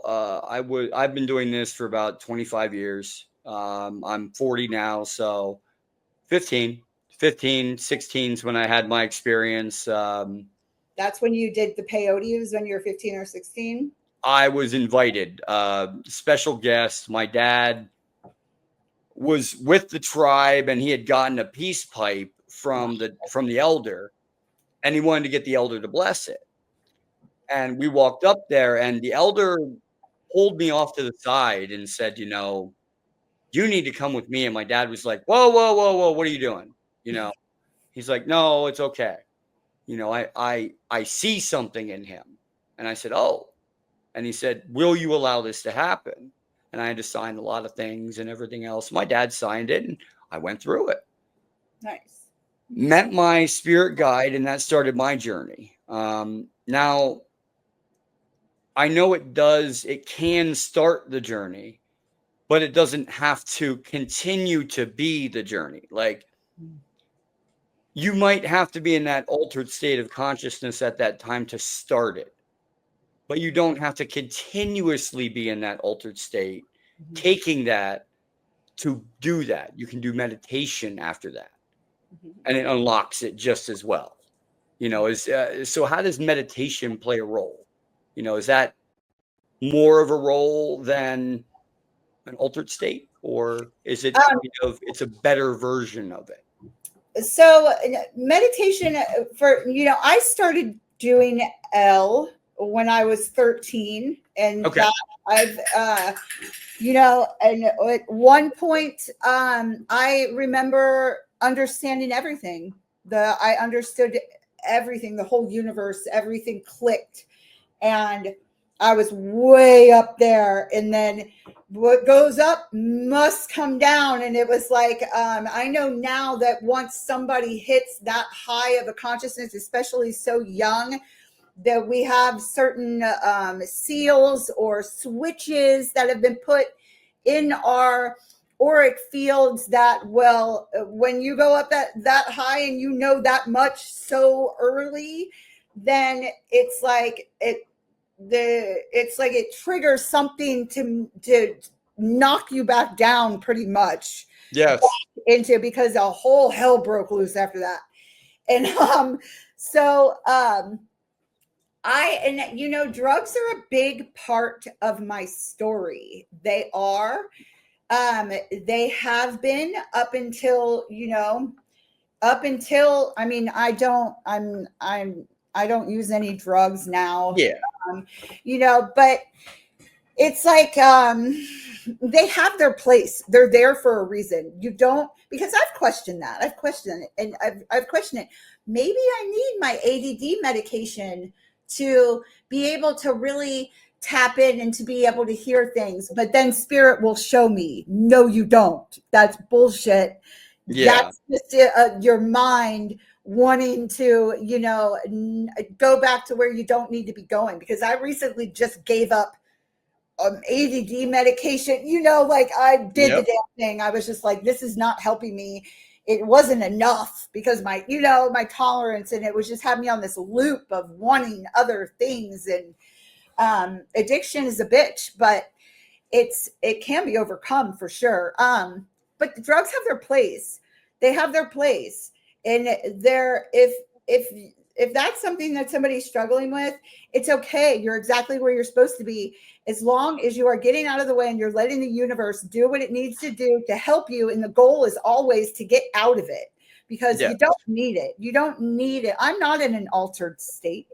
I'm literally, even when I'm on drugs, I don't even consider me being in an altered state, because it's like, I'm literally the same I'm Yeah. sure other people I'm not. But it's like I feel the same connection that no matter what I'm in. And But the good thing is though that you grew out of that. That needing to feel that way, you grew in your connection with meditation and with, you know, your spiritual side, and now it's like you can, that opened it up, and now you have so much more that you can give.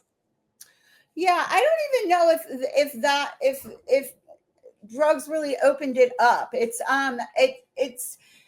like definitely the L. You know, when I do things today, like Yes. if I choose to go out and do that, it is for a specific reason. I use things now to jump levels in consciousness. And to learn things, to process things. I don't let them use me. Okay. There's a difference. Like I went through a lot to where with heroin, it's like you're physically addicted to that shit. It's like it's a whole other ball game. It's like you're dealing with a physical sickness. And I was just trying to not be sick and to feel okay and not sick. Now, and so, and I don't know, drugs are a, I didn't, I was never okay with being, on drugs and being in the healing arts. Like I knew that was a means to an end. It's like I Yeah. had to get off the drugs. It was just, it comes to a point when you're that far in, when you're 20 years in that you're battling this shit. It's like it has to run its course. It's a spiritual life lesson that you've got to get through. But in order to get through it, you have to submit to it. So it's like you have to submit to the life lesson and then let God, let the universe assist you in learning the lesson.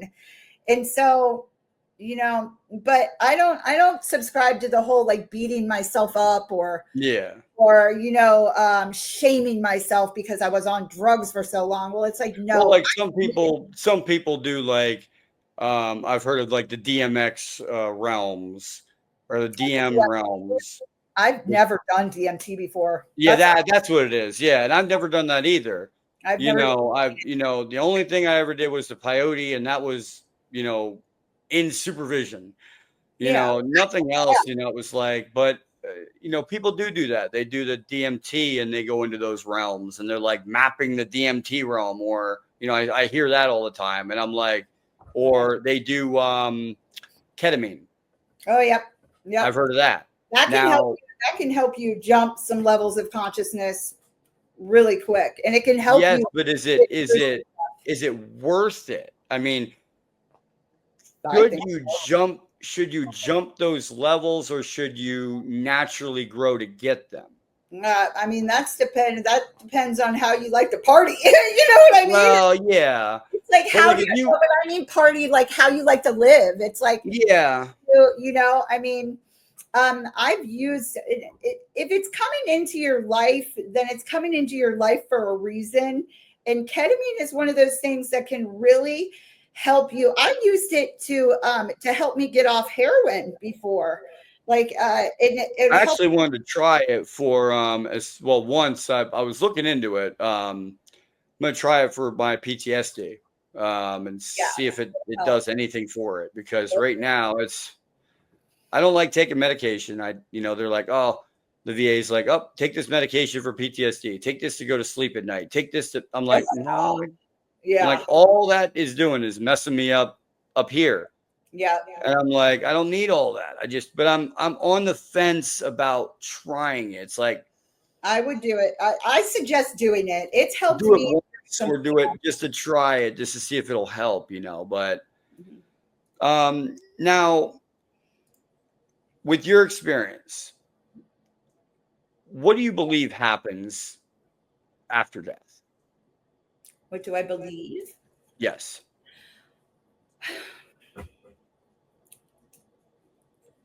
The soul lives on, and Yeah, I believe, I know that I chose to come here.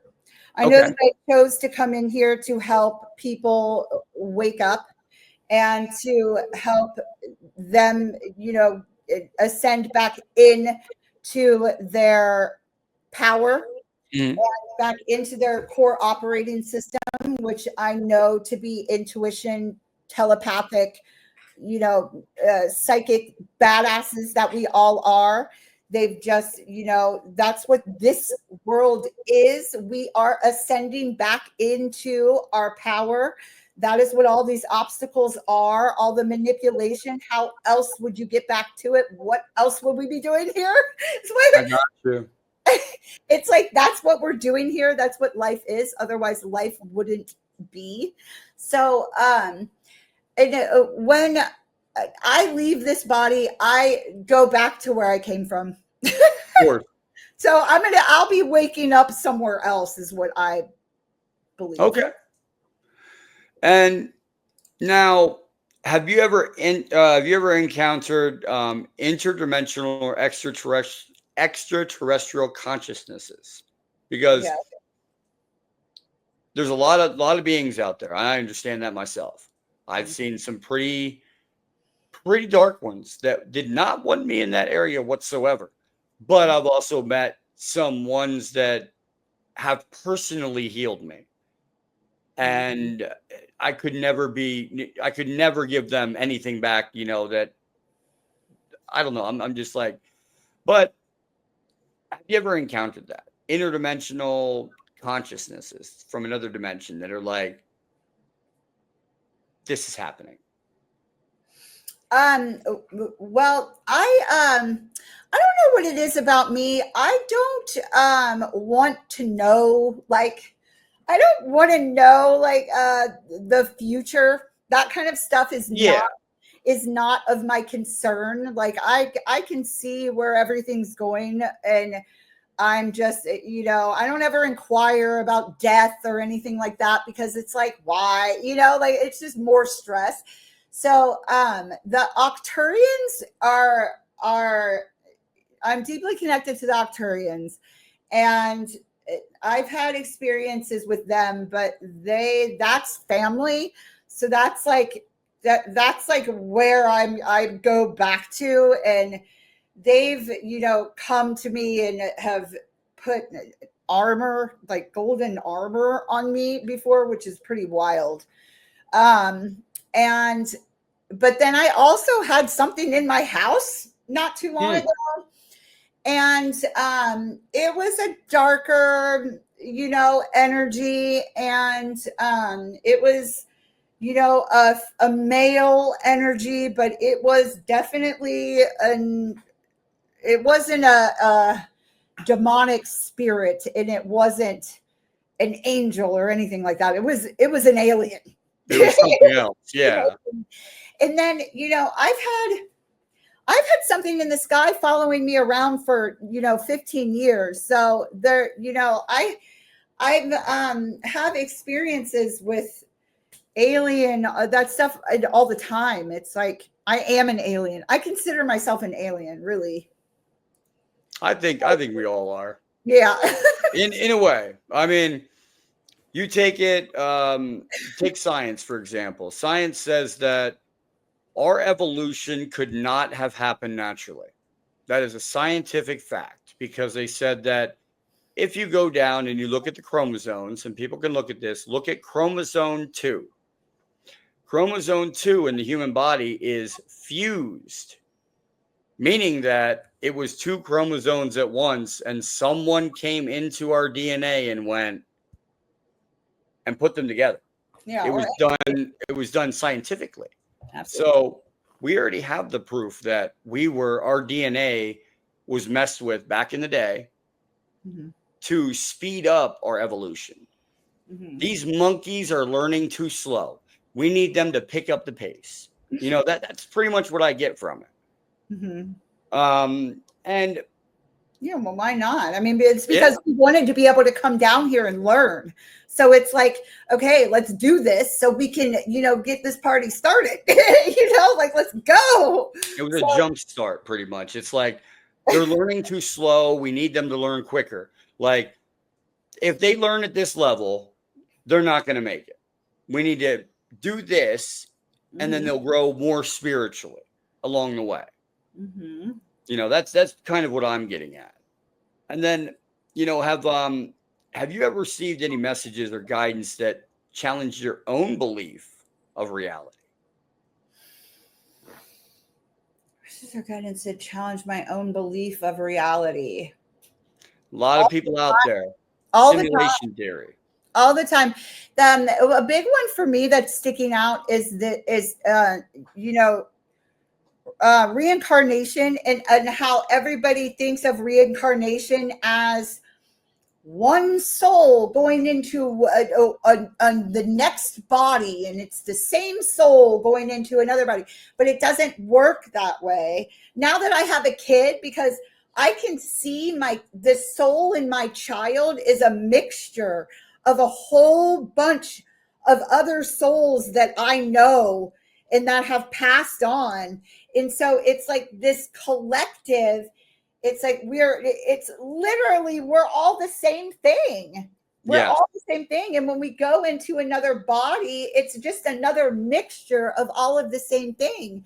It's not this man-made linear timeline which is man-made. It's like not the way that it really is. It's only here that time frame shit exists. Yep. And it's really a box that people live in. It's so limiting. When it is. It's way beyond that. We limit ourselves in this body because we think that we think right there. As soon as you say you think something, you know, it's you're putting a label on it. Yep. It's not that. It's that you just do it. You know, just like John says here, you know, we're all aliens. We just volunteered to come here in a human body and have this experience. Yeah. I believe that's true. I believe that the human soul is an engineered experience. Yep. And for that soul to evolve, we come back again and again and again until we evolve to where we need to be. And then once we pass, we ascend. Right. And then we can go somewhere else. Yes. There's no limit, and there's nothing to be afraid of.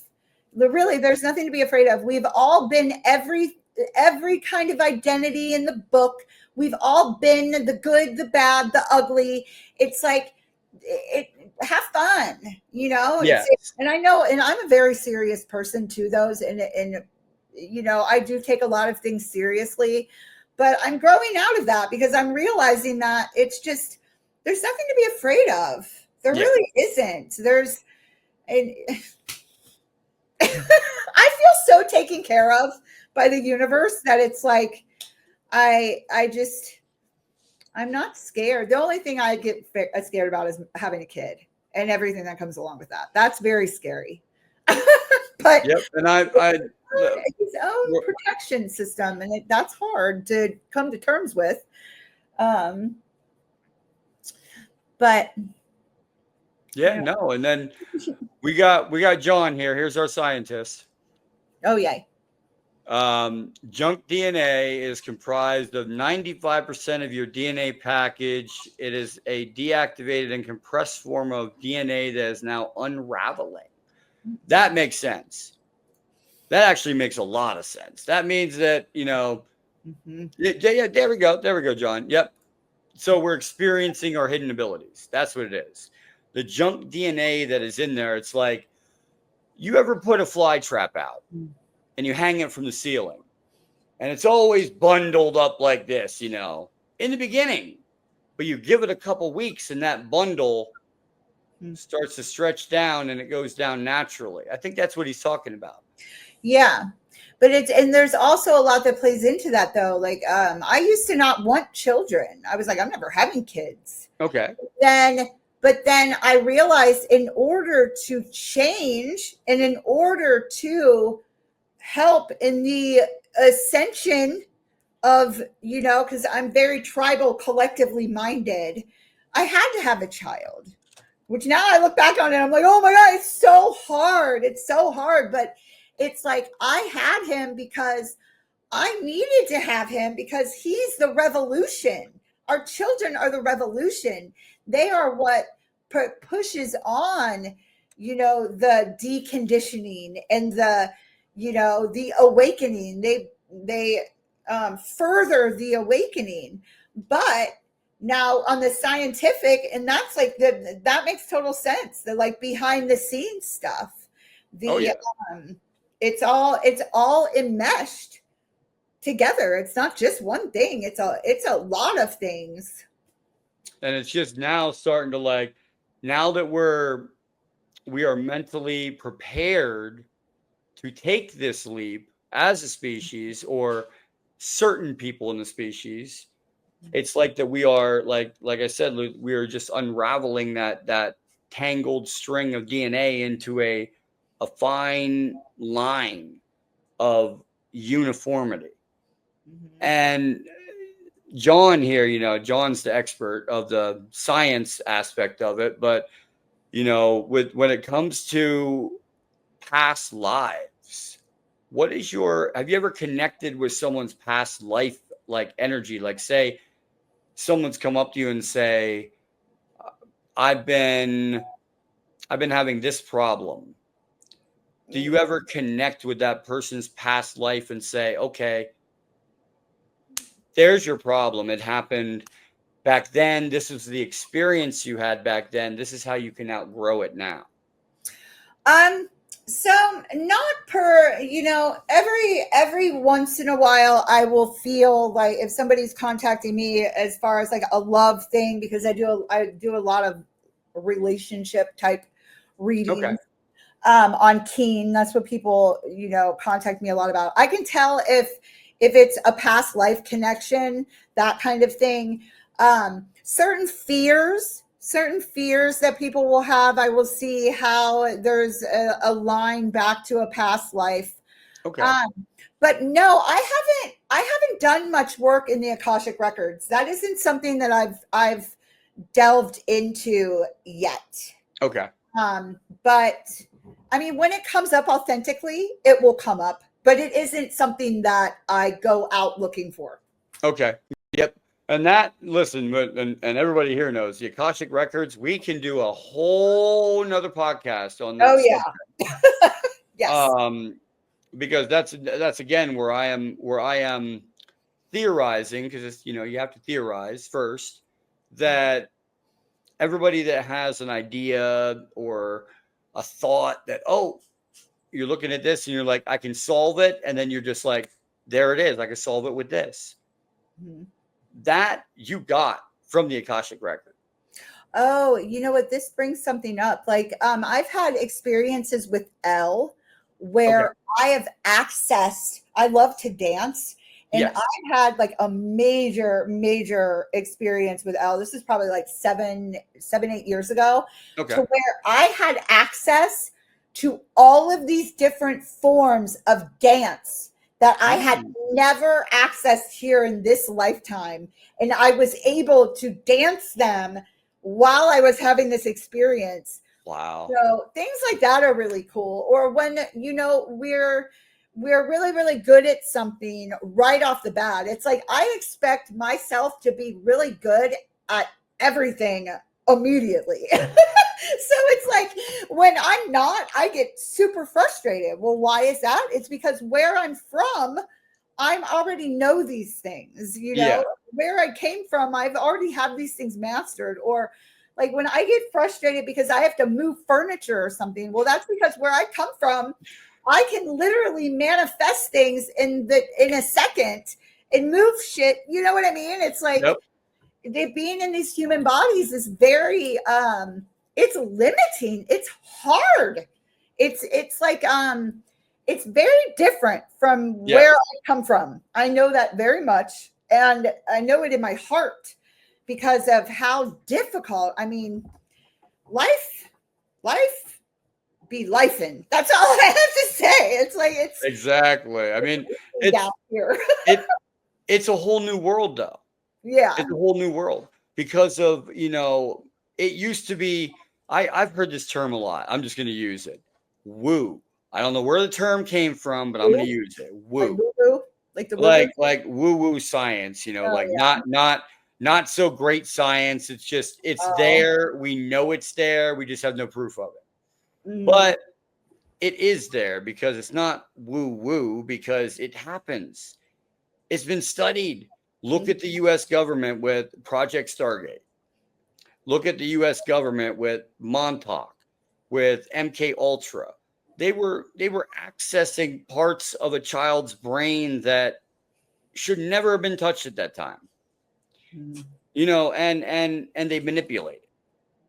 And that's where this comes into play.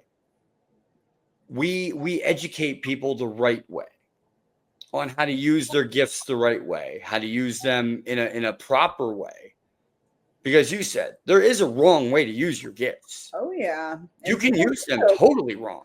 People do it too. I'm flabbergasted by how they survive. I don't know. Those people probably don't live very long. But it's common knowledge now, though. It's like psionics is a term. If we would have said that 10 years ago, they would have put me and you in the mental ward. You know, oh, we can psychically connect with our animal. Oh, can you now? Yeah, right. That's why. Oh, you should hear me when I. Oh man, ended up in the psych ward to get sober. I had to go through that avenue, and usually, I mean, I kept it to myself that I was a psychic until my one sister who we don't talk called the psych ward saying that I called my stepmother threatening her, and it just like a whole but really I was calling my stepmom because there's something in that fucking house, and I could feel telepathically and empathically my dad had just died. I could feel that she was suicidal. So I had called and left a message like, Mom, warning her. I'm like, there is something in that house. Like, you need to get out of that house. Of course, everything got misconstrued, and now my one sister's calling the psych ward talking about how I called my mom threatening her. And I'm like, what? So I had to take them in a room and I'm like, look, I'm like, I am a psychic. I am a medium, but it's the force and the energy behind what you say, because they listened to me and they didn't question me at all. They knew that I was making sense, and they knew that I meant business, and I wasn't full of shit. Yeah. And nobody's ever, I mean, the way that I carry myself and everything like that, like people can look right into my eyes and know that I'm not, that I'm not crazy. Now, we got 3 more topics, and one of them just jumped out because John wants to throw one out there at me. Huge upswing lately in the discussions about NPCs. Oh God! I'll get into that. So,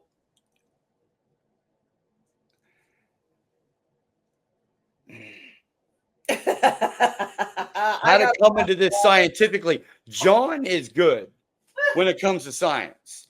So I'm just going to say this. So I think what he means is that there is people out there walking on the streets like zombies, like that they are NPCs. Soulless beings. Yes, they are directed. Their consciousness is not there. No, oh, go ahead. I'm sorry. I don't mean to interrupt you. Their consciousness is not there. It's being controlled by an outside force.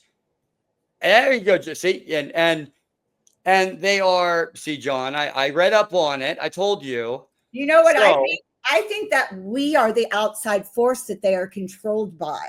We are just not conscious of it, not fully yet, because that's what I think is really going on. But we can hijack them and we can control them. Yeah, and like John said, like Doris Cannon called them the background people. Like, yeah, I consider that to be like, okay, here we go. Here's one. You have a soul. You have a lot of souls that do not reincarnate to Earth. They already have done their business. They've already been guided. They've already made their mark. They're gone. 30,000 souls all at once, all gone. You don't have enough souls to replace. Now they're NPC. Now they're just, you had an experience merging with another yourself when you were younger. I never thought of it that way. Right? That right there is another form. Or you didn't go. You didn't form with that soul or merge when it was dying. Now it's just gonna be an NPC. Just or my consciousness, I just wasn't conscious until that point. And there was no, so it would have been an NPC. There was nothing in my body. Yes, there you go. And we can do that too. It's like okay, so this is another so the body is alive doing the actions until it has a soul to. Right, but they also serve its purpose. So say these NPCs are literally just on autopilot, just going through the motions. They have no desire for spiritual advancement. They have no desire for anything. They just are the worker. They are the worker. They are the, and that's what I'm saying. That's the same thing. And that's the same thing you experienced. But we also need those souls at this point in order for us to be able to experience enlightenment. Yes. Because we need those stupid people to learn from. If we didn't have the idiots, how would we be challenged? How would we learn? If anybody wants to find out what happens when the whole earth turns into idiots, look up Idiocracy, the movie. Oh, yes. I love that movie. I called somebody. I used that word the other day in a comment. I love it. That's a good comment. It is, because that's a good word to use. Like oh man, it's just, okay. So, but John, John with the NPCs, that's one thing, that makes sense to me. Your body's on autopilot until the time that you merge and you form, or if it doesn't have a soul to form with, what happens? They just live in autopilot. Die. It's everything. Or pass away. Maybe that's sudden death syndrome, sudden baby death syndrome, SIDS. It's all, but it's all, with that, I believe that was the soul that's conscious signed up to learn from that experience. Okay. And they send that experience in for the soul that has signed up to come and experience losing a baby right after they're born. Or, because of how much growth comes from an experience like that. That is growth. Everything is growth. People die for us to be able to live and learn and grow. All of the friends that have died, I have a handful of them that are here with me all the time. They've turned into an army of angels for me that sit at my feet. They're my army, but through them, I was able to live. Through them dying, I was able to learn, and so much with my psychic development. My dead friends are so much of my psychic development. I can't even tell you. Without those experiences, I wouldn't be where I am. That is so awesome. I mean, not that your friends had passed, but that they help you after, because that means a lot to everyone. Eric, especially, with his pet that's gone, your pet is still there. Your pet is still able to communicate. You just have to find another way to do it.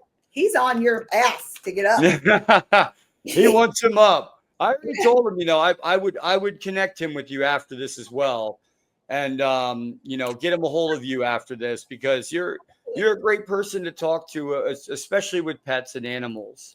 Now, the next question would be: is energy different between places of negative effects, like haunted locations, and does that location affect you as when you go in there?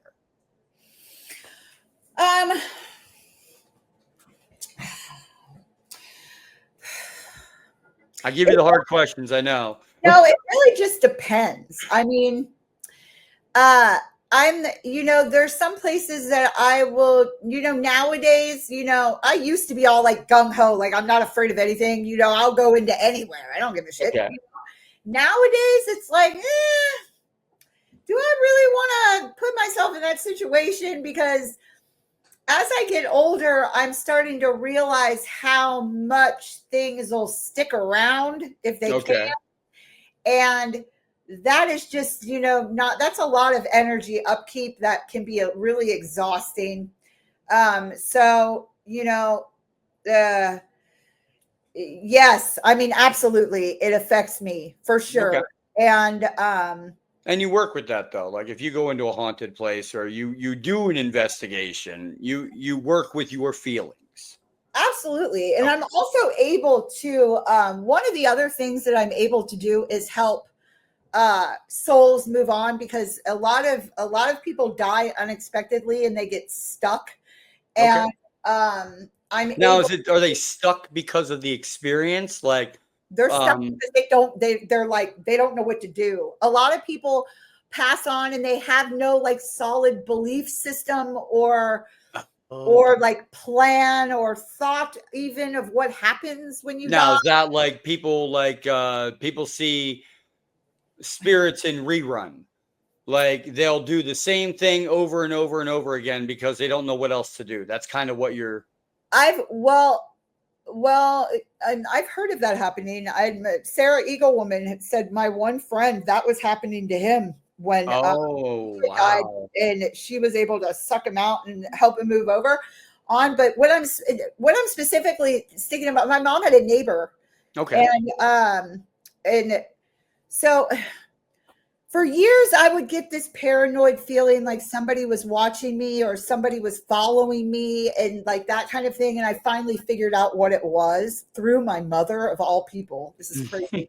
So she calls me and she's like, I think she thought her ex-boyfriend put cameras in her house. And I was like, Mom, I'm like, what? I'm like, what? And she's like, you've got to come over here and check. And I'm like, okay. So I go over there and I'm walking through her house. My mom's like 70 something. I'm like, and I'm like, Mom, there's no cameras in your house. We get to her side yard. And I'm like, that's who's watching you. And I pointed to the guy that lived behind her. And she's like, he died. And I was like, what? Oh, geez. I was like, when? And she was like 5 days ago. And I was like, oh my God. He was literally waiting for me. He was following me around. Like I drove to my mom's house a different way because I thought somebody was following me. It's like, it doesn't even make any sense. He was literally trying to get my attention because he was stuck. He died suddenly, like young too. He was like 65 or something and just like died suddenly, and he was stuck. So with my third eye, whenever I feel like this, whenever I feel like I've got somebody watching me, it had been going on for years. And without this experience with my mother, I would have never figured out what it was. And finally I figured out what it was. So I'll create a portal with my third eye. I will create a portal. I'll be like, look, I'll create a beam of light up. Okay, with my third eye, just with my imagination. Your imagination is your remote viewing. It is your third eye vision. Imagination. That's what it is. We're told that it's bullshit. It's not that, but that's what it is. And then I'll be like, go. I'm like, there it is, go. And he literally like jumped in it. He was like, thanks, bye. Wow. And then it's like the feeling's gone. So there's a lot of people who just get stuck. It's like an accident. Like they don't know where to go. It's like they don't, they just don't know where to go. It's not like I understand. Like it was so traumatic at the time. They're stuck here. They're like, well, I didn't believe in this. I didn't believe in God. I didn't believe in this. And I was just, I died, I passed away, and now I don't know where to go. Exactly. So sometimes they need a little bit of help, but even once they go, you can still communicate with them. I mean, it's like there's no because a lot of people think, well, if I detach from them, I'm going to lose them. Well, no, that's not the way that it works. When they move on and they're, you can still have access to your loved ones no matter what. And I would think there'd be a better connection when they move on. Exactly. And just like you said, how higher vibrational beings can be having 10 conversations in 10 different dimensions at one time. Well, yeah, that is my experience, and that's how I see, like, when we have a loved one who's passed and they go back into source consciousness, well, they can be,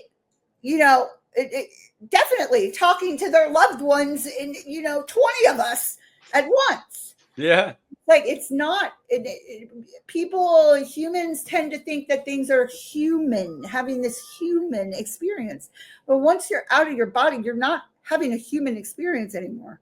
You evolve into source consciousness. You evolve into God. You're literally, it's like you are your own God in your own right, because you're leaving your body, you're controlling your energy, you're going places, but it's not like, there's beings that are of a higher frequency, but that would be of a God. We think, oh, higher frequency, something comes down here, blinds you, blinding light.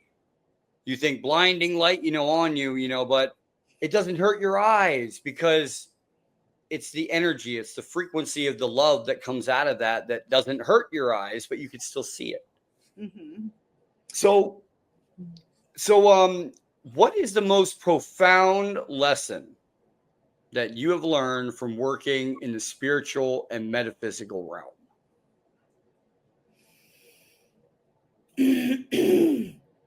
The most profound lesson. Mm-hmm.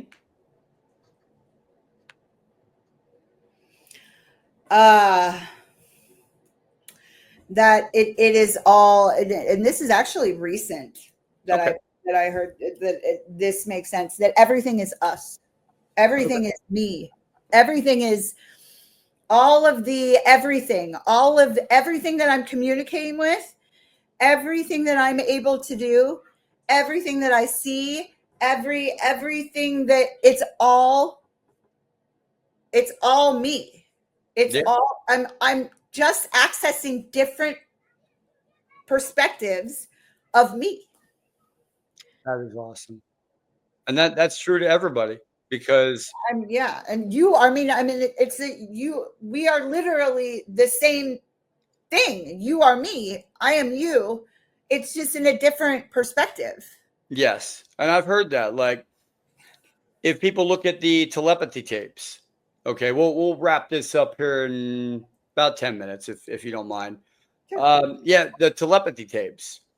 If you look at the telepathy tapes, you see that, you have kids that are non-speakers that visit each other on the hill mentally. Mm-hmm. That's out there. Non-speaking children. That's what I was going to say. Have you worked with any children like that?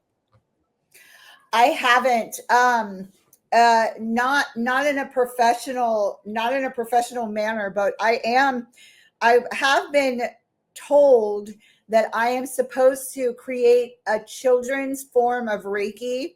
Okay. That is just easier for kids to learn than what Reiki, is. And I was visited by Maori, and I didn't know what Maori was, but here Maori means children of heaven. That's what the word means. It took me like 2 weeks to figure it out. So I would love to, and my little boy, I've been working with him since he was this big. To me, he is superior. He's superior to me. He knows more. He is the all-knowing, because he's closer than he just got here. Yeah. And it's very important to me for his gifts not to be etched out of them like they were me, because it was very hard to get back to them. But I've been doing little psychic games with him since he was 3 months old. Yeah. So just not in a professional way. I haven't. Okay. Yeah, but you have, though. In your own way, you have, Right. But that's the same way with me. Like my son Anthony, he was non-speaking when he was younger. I couldn't understand why. Could not understand why for the longest time. And here I was coming home from work the one day. I come into the apartment. I start de-stressing. I go back there. I meditate. I started to meditate before I left the military when I went through the Reiki and everything in this group thing that I went through. And I could hear him. Yeah, he was trying to teach you how to talk I telepathically. didn't even, I've never told him this before, but I heard him. I heard him, and it wasn't, at first I thought, okay, cool. What is this? This isn't my thoughts. I know it's not because I'm not thinking it, and it was just a screaming in my head, like, can you hear me? Like, and I'm like, I'm thinking, what in the hell is going on? And I thought I was losing my mind. I really did, until took my child to the doctors.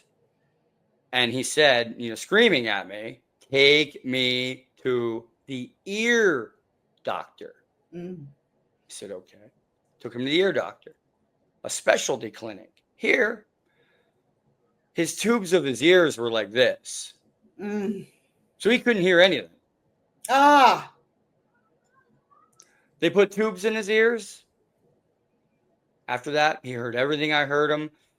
His psychic ability did fade away, though, because like all children, when we're growing up, though, it's like they hate it, though, because nobody does it.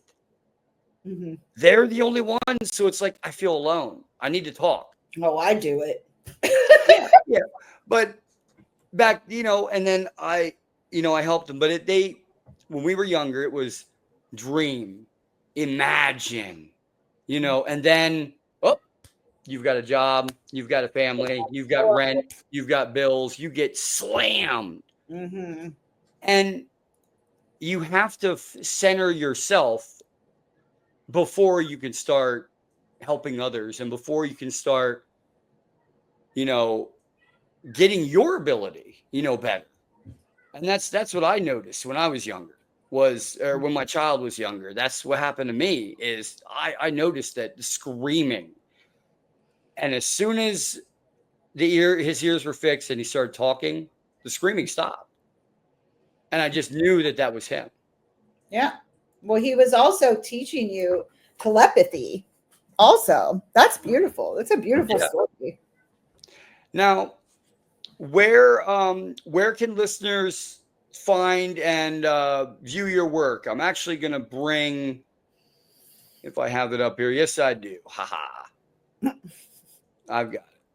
Well, I have a YouTube channel, which I'm really working on getting monetized, and it's just Lindsey LaTham.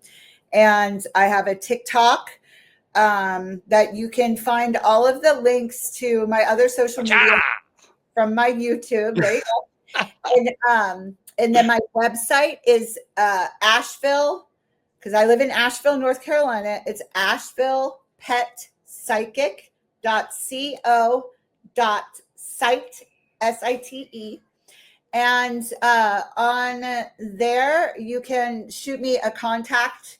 You can contact me through the contact form, and then that'll take you to my email, and we can converse in email. Everything is authentic. I work with people in all price ranges. I will work with you and, help you regardless. There has to be an energy exchange, of course. Like, there's somebody in Pakistan right now who needs to disconnect from somebody, some telepathic connection. So, and she can't pay me. She's in Pakistan. It doesn't work. So I'm going to be making very soon a YouTube video that is going to help her, but it'll also help a lot of other people at the same time.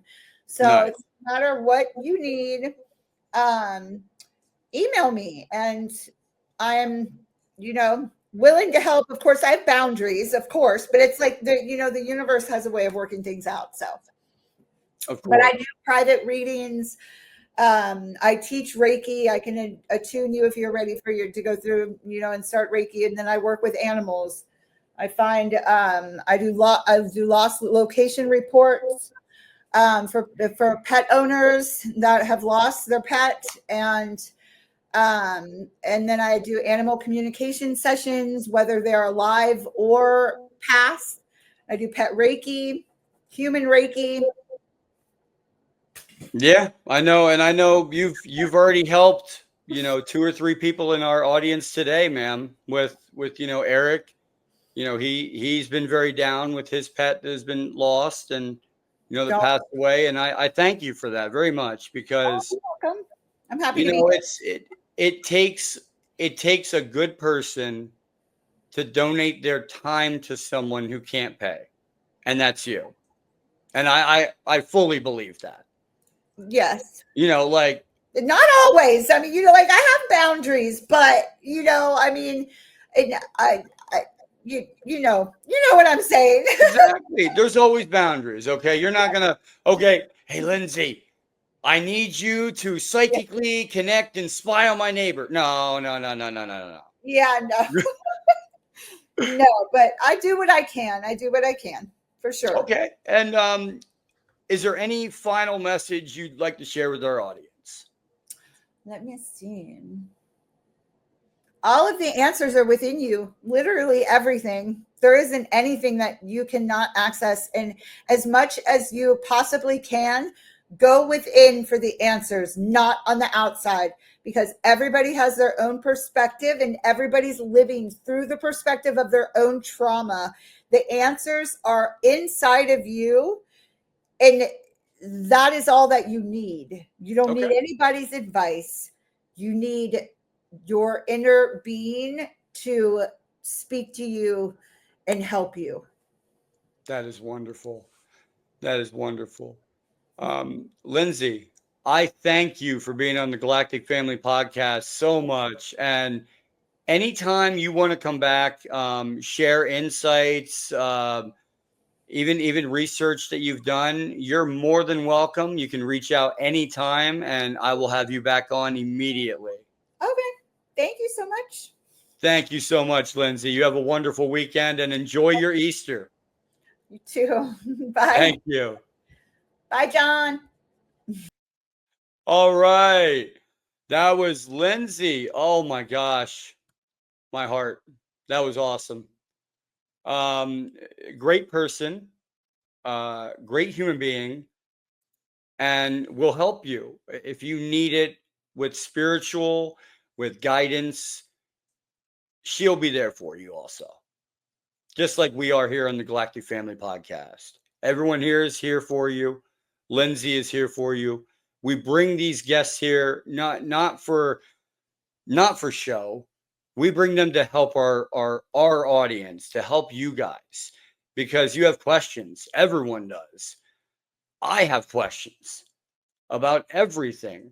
John got me going. When we were talking about hyperdimensional communication and stuff, he got me going. And we are going to start actually switching our prerogative on the channel, which will be half and half. We're doing 50% in after April and May. 50% of the time we'll be going in the field live, doing real in the field work, live on the podcast, on location, using my equipment. And I have about